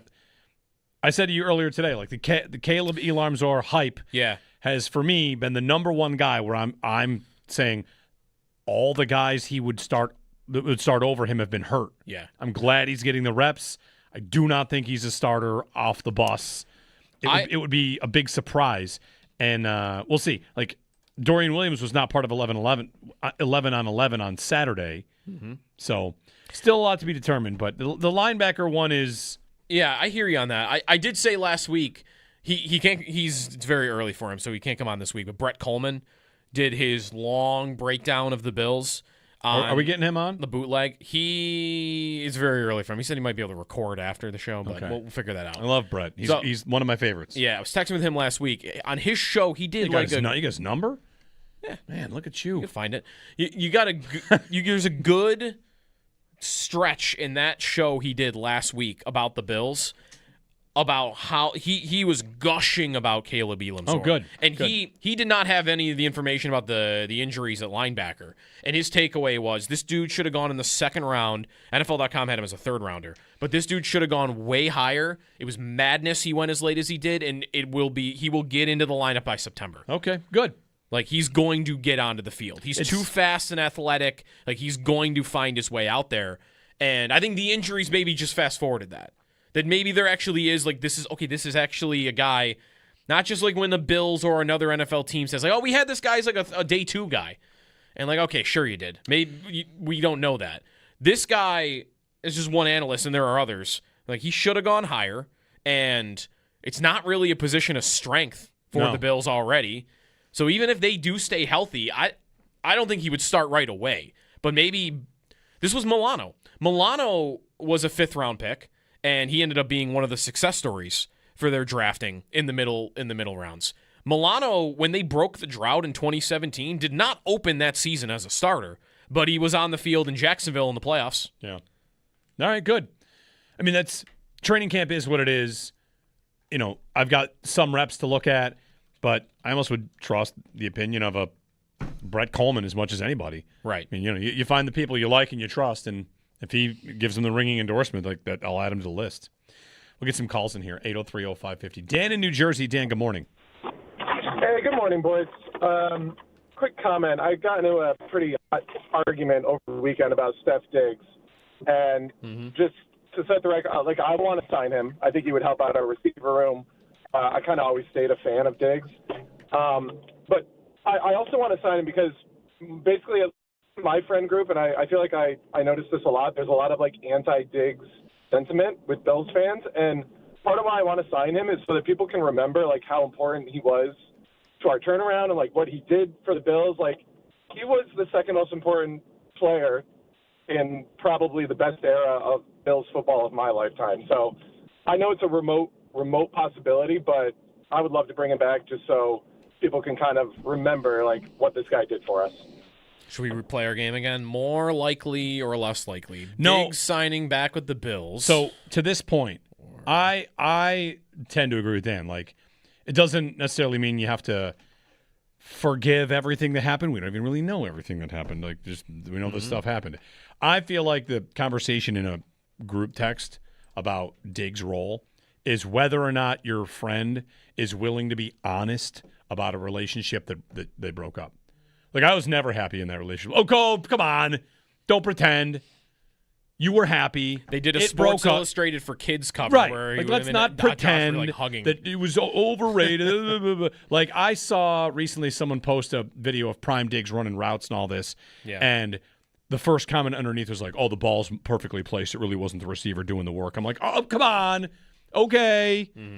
You're mad. You brought it. There's no, I just don't see any avenue for him to come back, though, because who goes? That's the thing. Moore is 100% on the team. Shakir is 100% on the team.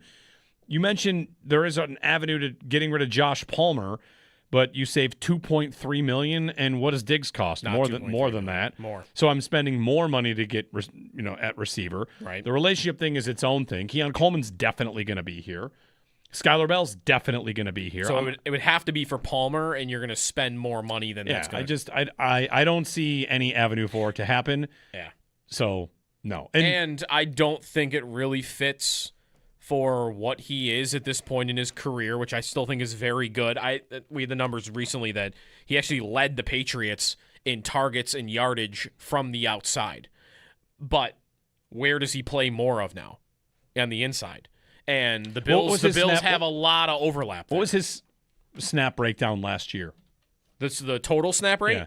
And also, he played last year. Let's just point something out real quickly. Yeah. Going to the slot is two things. It can be for an older receiver to give them a little bit easier assignment, or in the case of guys like, Ted McMillan's going to go to the slot, and Drake London's going more to the slot, and CeeDee Lamb and they put Jamar Chase some. Sometimes it's just like, actually, we can get better matchups in there. Right. Puka plays in the slot. Yeah. That's true. He played last year 55% of the snaps, which was by far his career low. Okay.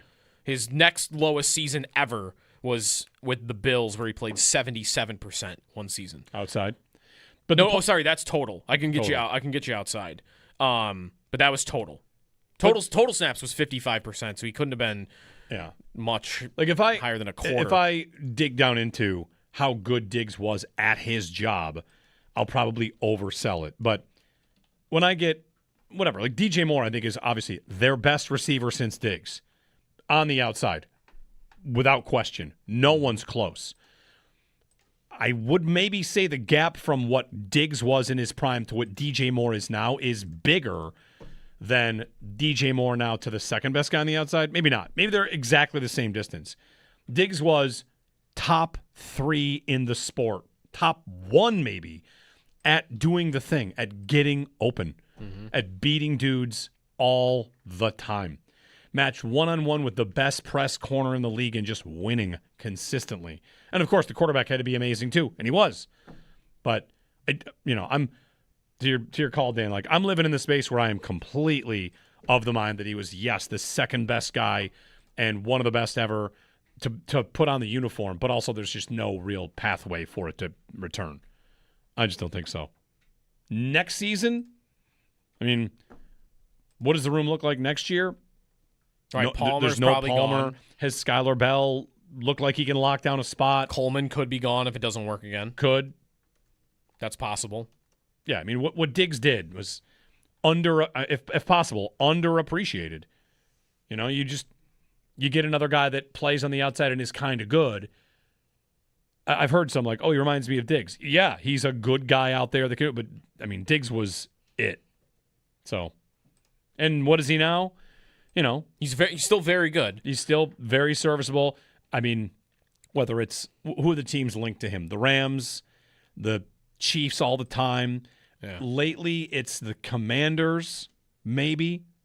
So last year, Diggs ran 419 routes out of the slot and 195 out wide. Okay. So what is that? Like more than 3/4 of the time? Yeah. Roughly, he was playing in the slot. And who plays the slot here? Shakir. Well, I hope that let me tell you, first day of camp, I saw that Khalil Shakir ran a corner route from the slot. And I thought, yeah. Something down the field. Tears to my eyes, like, wait, are we going to get corner routes from the slot? Are we going to get down the field route? Because I feel like the Shakir conversation is, I think he's good. Mm-hmm. I do not think that we get to see how good he is. We know he's great after the catch. We know that. He's incredible. I don't know how good he is at beating man coverage down the field because he's not often asked to do it. I don't know how effective he would be down the field. But in this offense, if given the opportunity, like I would like to see it. So I end up a lot of times when we talk about the receivers sounding like someone that's down on Shakir, and that is mostly just due to usage. He is like, we spend so much time, think of him like a receiver. That was Cook, that was Kincaid. And my snark back is like, think of Shakir like a running back because he runs routes like they deploy running backs. So maybe that'll change this year. I'm not down on Shakir. I think he's a heck of a player. I just don't ever really get to see it. And I just personally believe that at this point, a team that needed somebody to do that for them, that if he was capable of it, they would have. Well, they had Kincaid do that, right? Remember Kincaid year one, a lot of short stuff. Like his air yards or his ADOT was pretty low. And last year, he was the guy that they turned to say, when you're out there, we need you to win down the field. We need you to beat man coverage, get past the sticks. And I don't know. I just feel like if Shakir was good at that stuff, when they didn't have somebody to do it, it would be malpractice to not throw him in there to try it, and they never tried it. I still have like out wide stats up, and I just went to him. He did catch 29 passes out wide. His air yards on it were 0.6. Shakir? Yeah, they weren't real routes. They were screens. Right. So, I don't know. I feel like if he came out this year and suddenly started doing that, one, I'd be like, great, that's awesome, because now he's a more complete slot receiver. Two, where on earth was this a year ago? Well, he You might be a needed guy this. that needed someone else to take attention, like a DJ Moore. Yeah, Maybe. that's fair. Maybe. That would be the best answer to that question, 100%. In the chat, C. Fish writes in, did the Bills overpay Shakir, or is it a moderate contract? It's not even moderate, right? It's below moderate, isn't it? It's expensive for a slot receiver. It's expensive for a guy that does, well, whatever. The position is expensive. Right. It's expensive. Could you find somebody in the draft that does that? Maybe, maybe not. He's reliable. I don't have a big bone to pick with him. The Palmer contract is worse, But again, like, if they just work, they work. Keon Coleman, like, if it works out, it works out. He's the 36th highest paid receiver in football.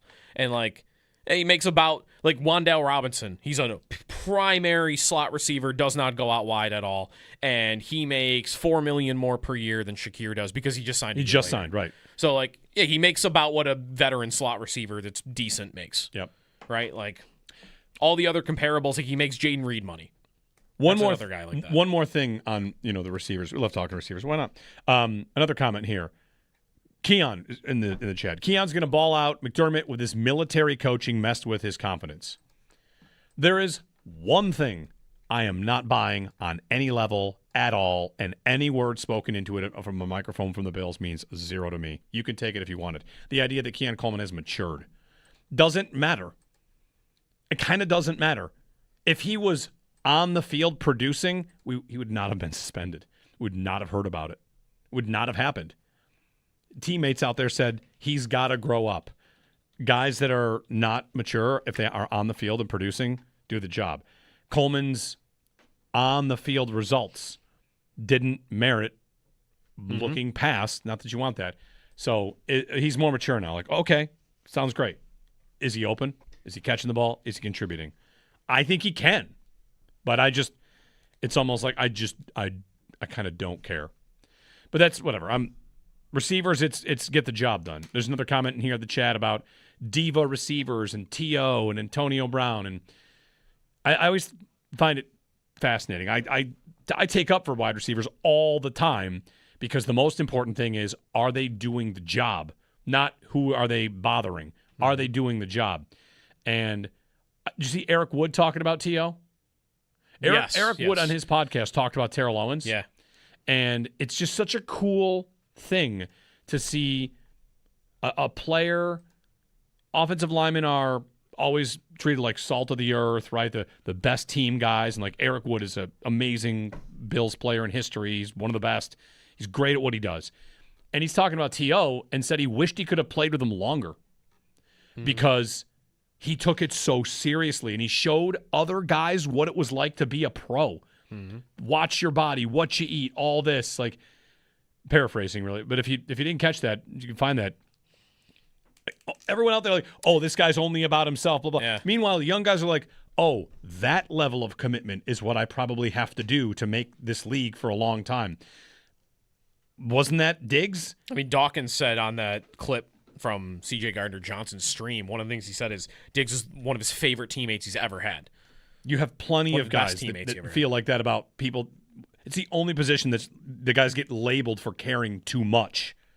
Yeah. So anyway, I like the group this year. They've got better than last year and better than the year before. Diggs, we field this call every couple of days, every couple of weeks, and I don't see a road unless someone were to get moved. And even then, it would take the Brady sign-off and the Allen sign-off and his time at the end here. It didn't look like a fit. What if someone were to get hurt? Then Brandon Cooks is up. Before right? Diggs? Yes. Yeah. Brandon Cooks is up. I think that's right. You kind of asked earlier, Cooks or Palmer, if it was the same, right? Because if it was the same amount of money. If you could save 2.5 on Palmer and bring in Cooks for 2.5, would you do it? And I don't know what to do with that. Palmer is a fine ancillary piece. Mm-hmm. I did see it with Cooks. It worked.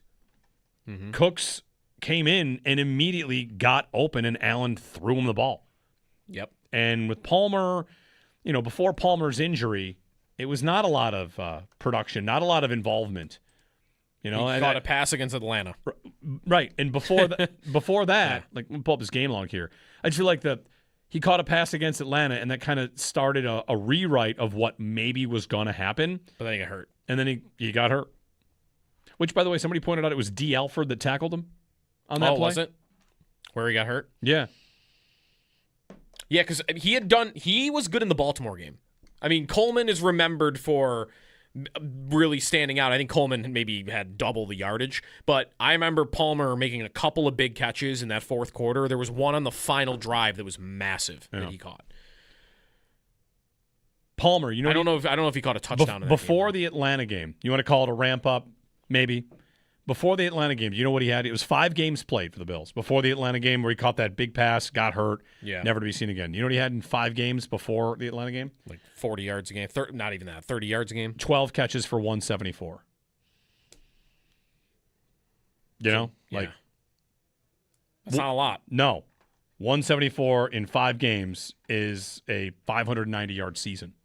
Which is 6 more than he had the previous season with the Chargers, by the way. Yeah. That's the other thing. You got to temper your expectations at some point anyway. What was he with the Chargers? He was a number 3 receiver. They would get you between 500 and 600 yards a year. Yeah, but like that's kind of what he was already. And if you told me that's what he'd be this year, that'd be a home run. It'd be acceptable. If he got me with the Chargers, he averaged, again, it was like 500.5 yards, 600 yards, and a couple of touchdowns. Catching 38 passes, 39 passes. If he caught 38 passes a year for like 550 yards, that's fine. That means you're a part of the offense.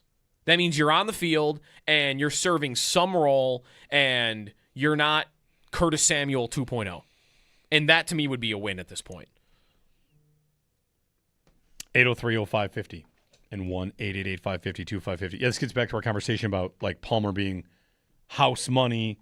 I'd use the term sunk cost, where you give me 605 touchdowns, like, perfect. Mm-hmm. I'm not going to ask for more than that. I mean, really, I don't care what anybody does statistically outside of just, like, make the offense look like they can throw the ball when they want to. And if that's role players and a version of everybody eats because they're spreading it around, like, that wouldn't surprise me. 803-0550. If you're on hold, stick with us. We'll get to more of your calls. Jeremy and Joe, training camp underway. Another rainy day. We're going to check in with Sal again. Get the latest. Deion Walker working to the side by himself a little bit.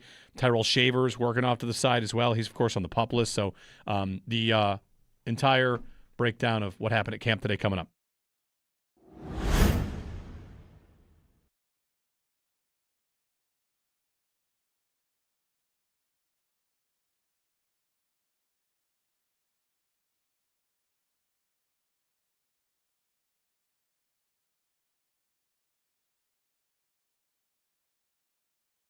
If you were to know the defense would take a step back to take a step forward, would that be worth it? And I'll put it like tangibly. Their opening part of the schedule is Texans, not the most murderous of offenses. Nope. But then it gets tough. Yeah. Lions, Chargers, Patriots, Rams. That is a very difficult test for a defense you're putting together. If you were to know that the change at coach would cost them the division again because the defense would struggle out of the gates and their schedule's tough. Mm-hmm. Still make the playoffs, still have the same chance. I'm just telling you, like 1 seed aspirations, division, that's not happening because you've decided to make this dramatic change to your defense. Mm-hmm. But it's going to be better than it was. Would it be worth it? Because I feel like the Bills might have made a decision to do something along those lines, right? All these changes, and the defensive coordinator himself saying, the vision might not come together in year 1, which is maybe a month ago he said that. That's justified. That's real. People might say that's managing an expectation. If you were to tell me that, I'd think, well, that's probably how it's supposed to go, and you're counting on your offense to carry you through that kind of growing pain. So I'm kind of living in the world where I love hearing good things about the defense, but I know the guy that's running it flat out knows he's got challenges ahead of him. I guess it's when does it finally turn around? Right. Is it by the end of the season it's turning around? By the time they're in playoff games, it is turning around? Or do I have to truly wait until like next season begins and I get another offseason of adding personnel? Yeah, I remember last year coming into the season saying, with Michael Hoyt and Larry Ogunjobi out for 6 weeks, I feel like I won't know anything about this defense until week 12. Right. And this time around, it's funny that those two ended up meaning very nothing little. to what their defense right, was last almost year. nothing, almost nothing. And maybe Hoyt is a factor this year. Yeah. This time around, what we know that the standard for the team is to be great. They got to be great, Super Bowl or bust, whatever you want to say. What's the standard for the defense? How good does it have to be, and how fast? Probably not that fast. I don't think that fast. It does not. If they're playing games that are 35-30 in the first 5-6 weeks of the season, I think anybody that is mad about what the defense has been in the past is going to give it a lot more time. Like, he needs time. He's going to need time. He might need another draft. He might need Vita Vea. Like, it would be, to me, a little bit lofty to be demanding the defense is just immediately overhauled and great.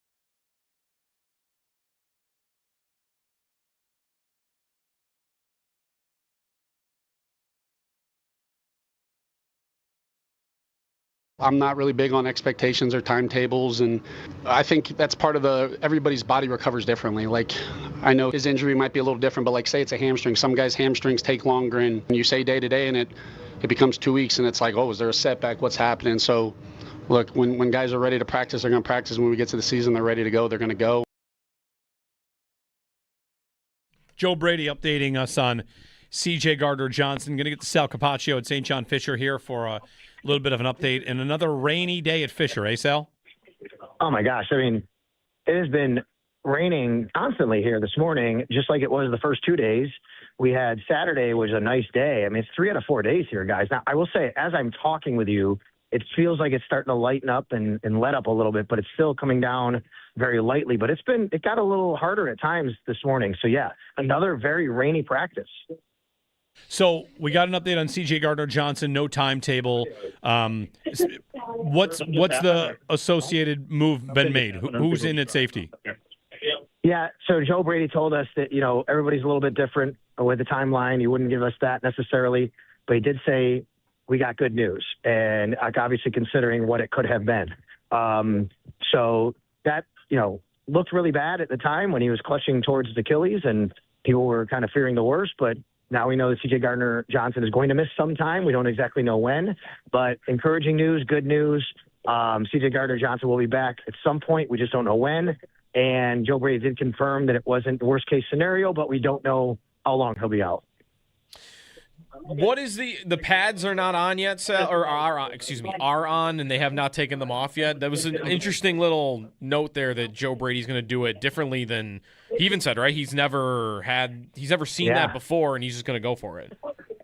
Yeah, he said the pads are on. They have they have pads on, but they're going to take them off during like certain drills and certain periods of the day. Now I'm looking now. These days, in this day and age, guys, you guys know these shoulder pads are so small sometimes for these guys. It almost looks like they're wearing shells anyway. But they're putting pads on, taking pads off. They're not really going full pad contact the whole practice.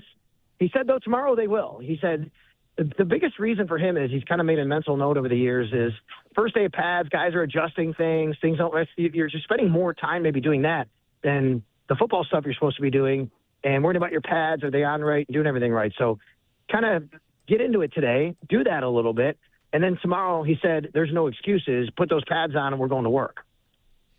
Sal Capaccio on the Western Hotline. Sal, Deion Walker working off to the side on his own?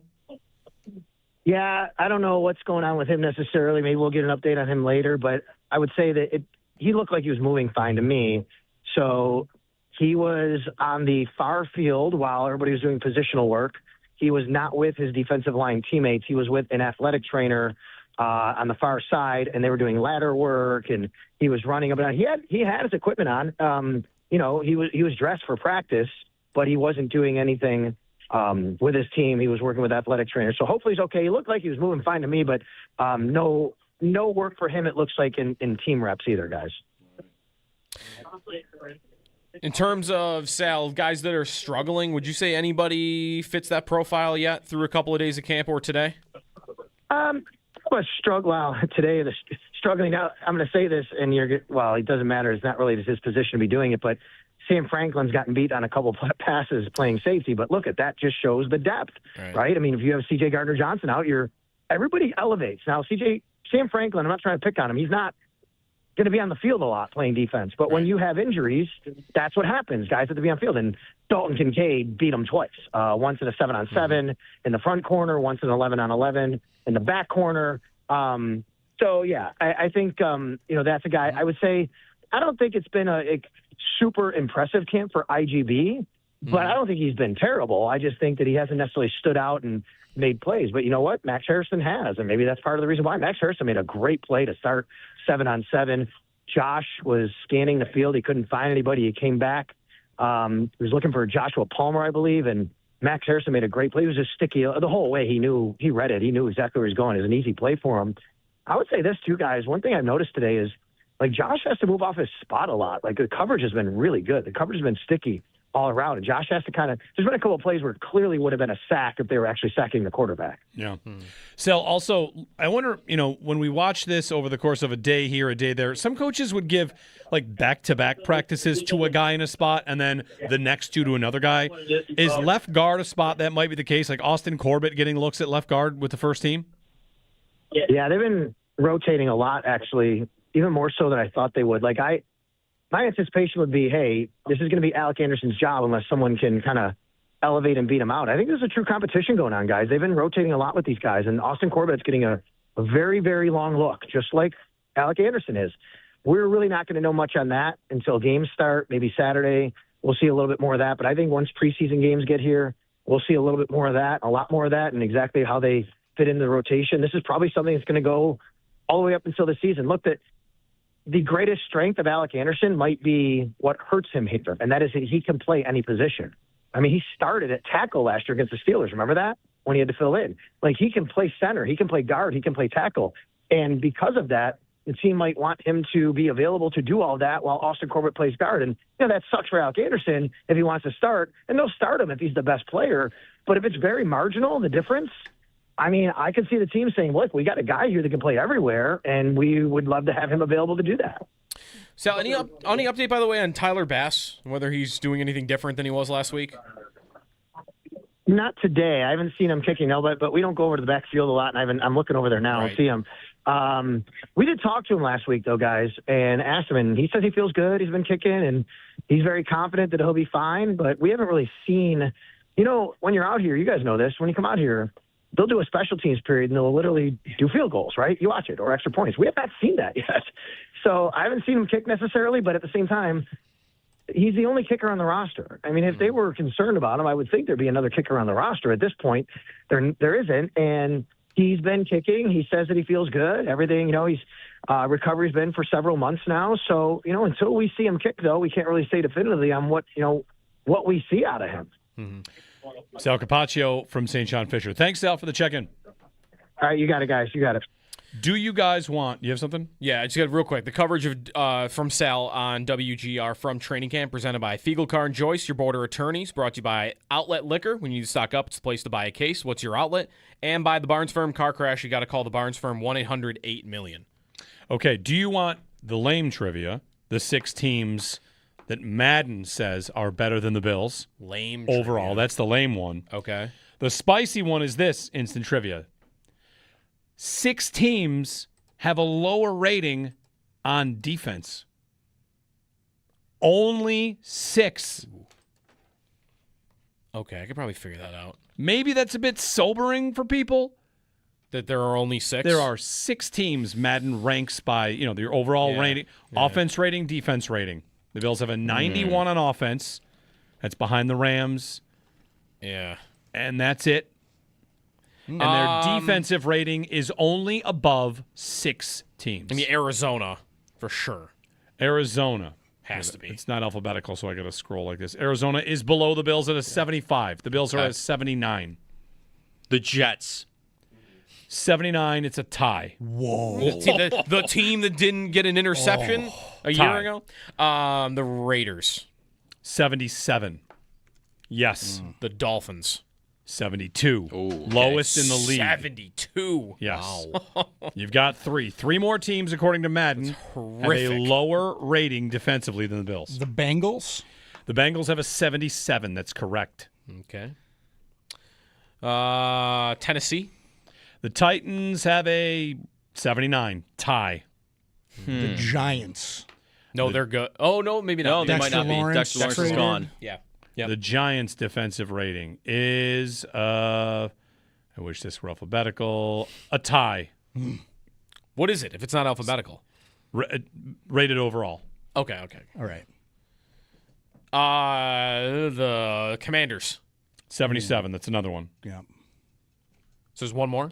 You are missing, you got the Bengals, right? Yep. Yes. You got the Bengals, the Commanders. The Jets, the Raiders, the Dolphins. The Jets was wrong. The Jets was wrong. Right. Yes, you're missing one more. Is the Cowboys maybe? No. Cowboys have a better rating, an 80. It's the Saints, 75. Oh, okay. Okay. 6 teams have a higher overall team rating. Could you get those 6 teams? Overall The team rating. Rams. Number 1. Rams. Seahawks. No. Okay. Patriots? Yes. 86th. The Bills, gross. 85. Eagles? Yes. 88. The Ravens. 87. 2 more. The Lions, 87. The Bengals? No. Vikings. No. Houston? No. The Chiefs? No. Good. The Packers? The Chargers? Jaguars. Chicago? None of these? Nope. Really? The Jags? Nope. Denver? Niners? Denver. Yes, Denver. The team who beat the Bills? That added Jalen Waddle? Yeah. Rams, Eagles, I Lions, guess. Ravens, Broncos, Patriots, all above the Bills. Niners tied as an 85. Okay. Boy, that's 79 on defense is a little bit sobering. That's a low. I mean, right? Like, poor Woody Johnson. take it for over what it's here. worth, but Madden thinks the defense stinks. Would Woody Johnson have fired his DC when that rating came out? Good question. That's a very good question. I mean, really, why should they be ranked a lot higher right now? A lot of their guys are maybes and ifs. Yeah. Right? We can have, And the world doesn't know how good Christian Benford is. We know that. so much fun with this during extended sports. Like, who's the strongest Bills player?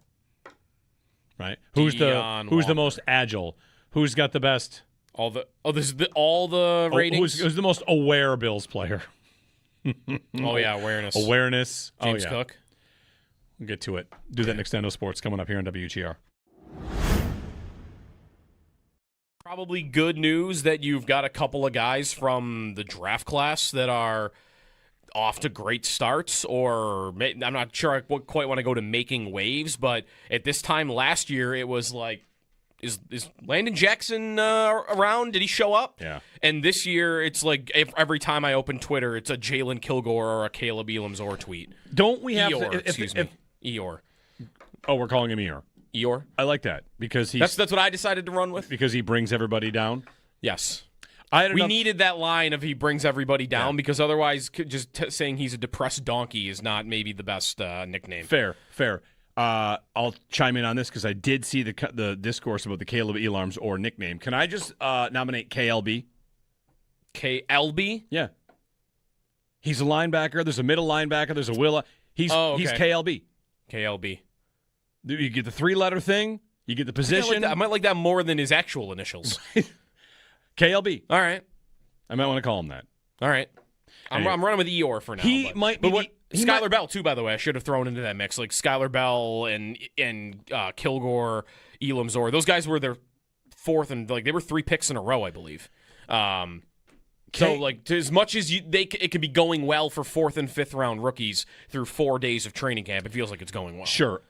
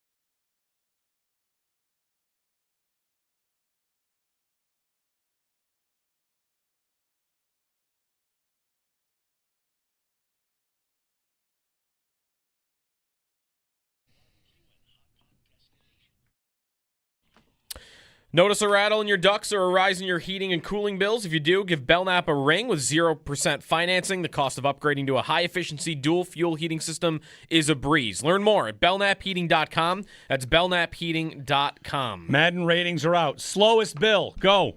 Osiris Torrance. David Edwards. Not David Edwards. Connor Anderson. Connor McGovern. Alec Anderson. Looking for Alec Anderson. Okay. Correct. Give him the ding. The double A battery. Weakest bill. Weakest bill. Tyler Bass. Bass. We're not including kickers here. Max Harrison. Yes. Good. Yeah. Hold on. I'm scrolling. I've got D. Alford pretty low on the list here. Okay. He's a 49. You saying Harrison? Harrison's a 59, so I think it's D. Alford is the weakest bill, according to the mat. Oh, no. Tyler Bass again, not including him. Okay. Least agile bill. Least agile. Connor McGovern. Jackson Hawes. Oh, that's I'm going to go that's Hawes Torrance hatred. there. I think we're still looking at Alec Anderson. What did he do to make the developers of Madden so mad? Least aware bill. Awareness ratings. Keon Coleman. Oh, wow. Okay. Josh, by the way, has a 96. All right, the awareness ratings, the lowest I see right now Alec is Anderson. Mitch Wishnow. We don't do punters. It's all It's got to be Alec Anderson, right? What's wrong with Alec Anderson? Toughness has got to be high for him. Mecole Hardman. Nope. Punter. Mecole Hardman is a 63. That's tough. Okay. Skylar Bell's a 49. Whoa! Wow, that's They harsh. must have just forgot to set it. That's just harsh. Come on. A 49. All right, we're back tomorrow. Well, 46 for Jalen Virgil. Whoa. Does he know? By the way, Dalton Kincaid's slow to get up at training camp. Oh, yeah. Okay, good. That's terrible.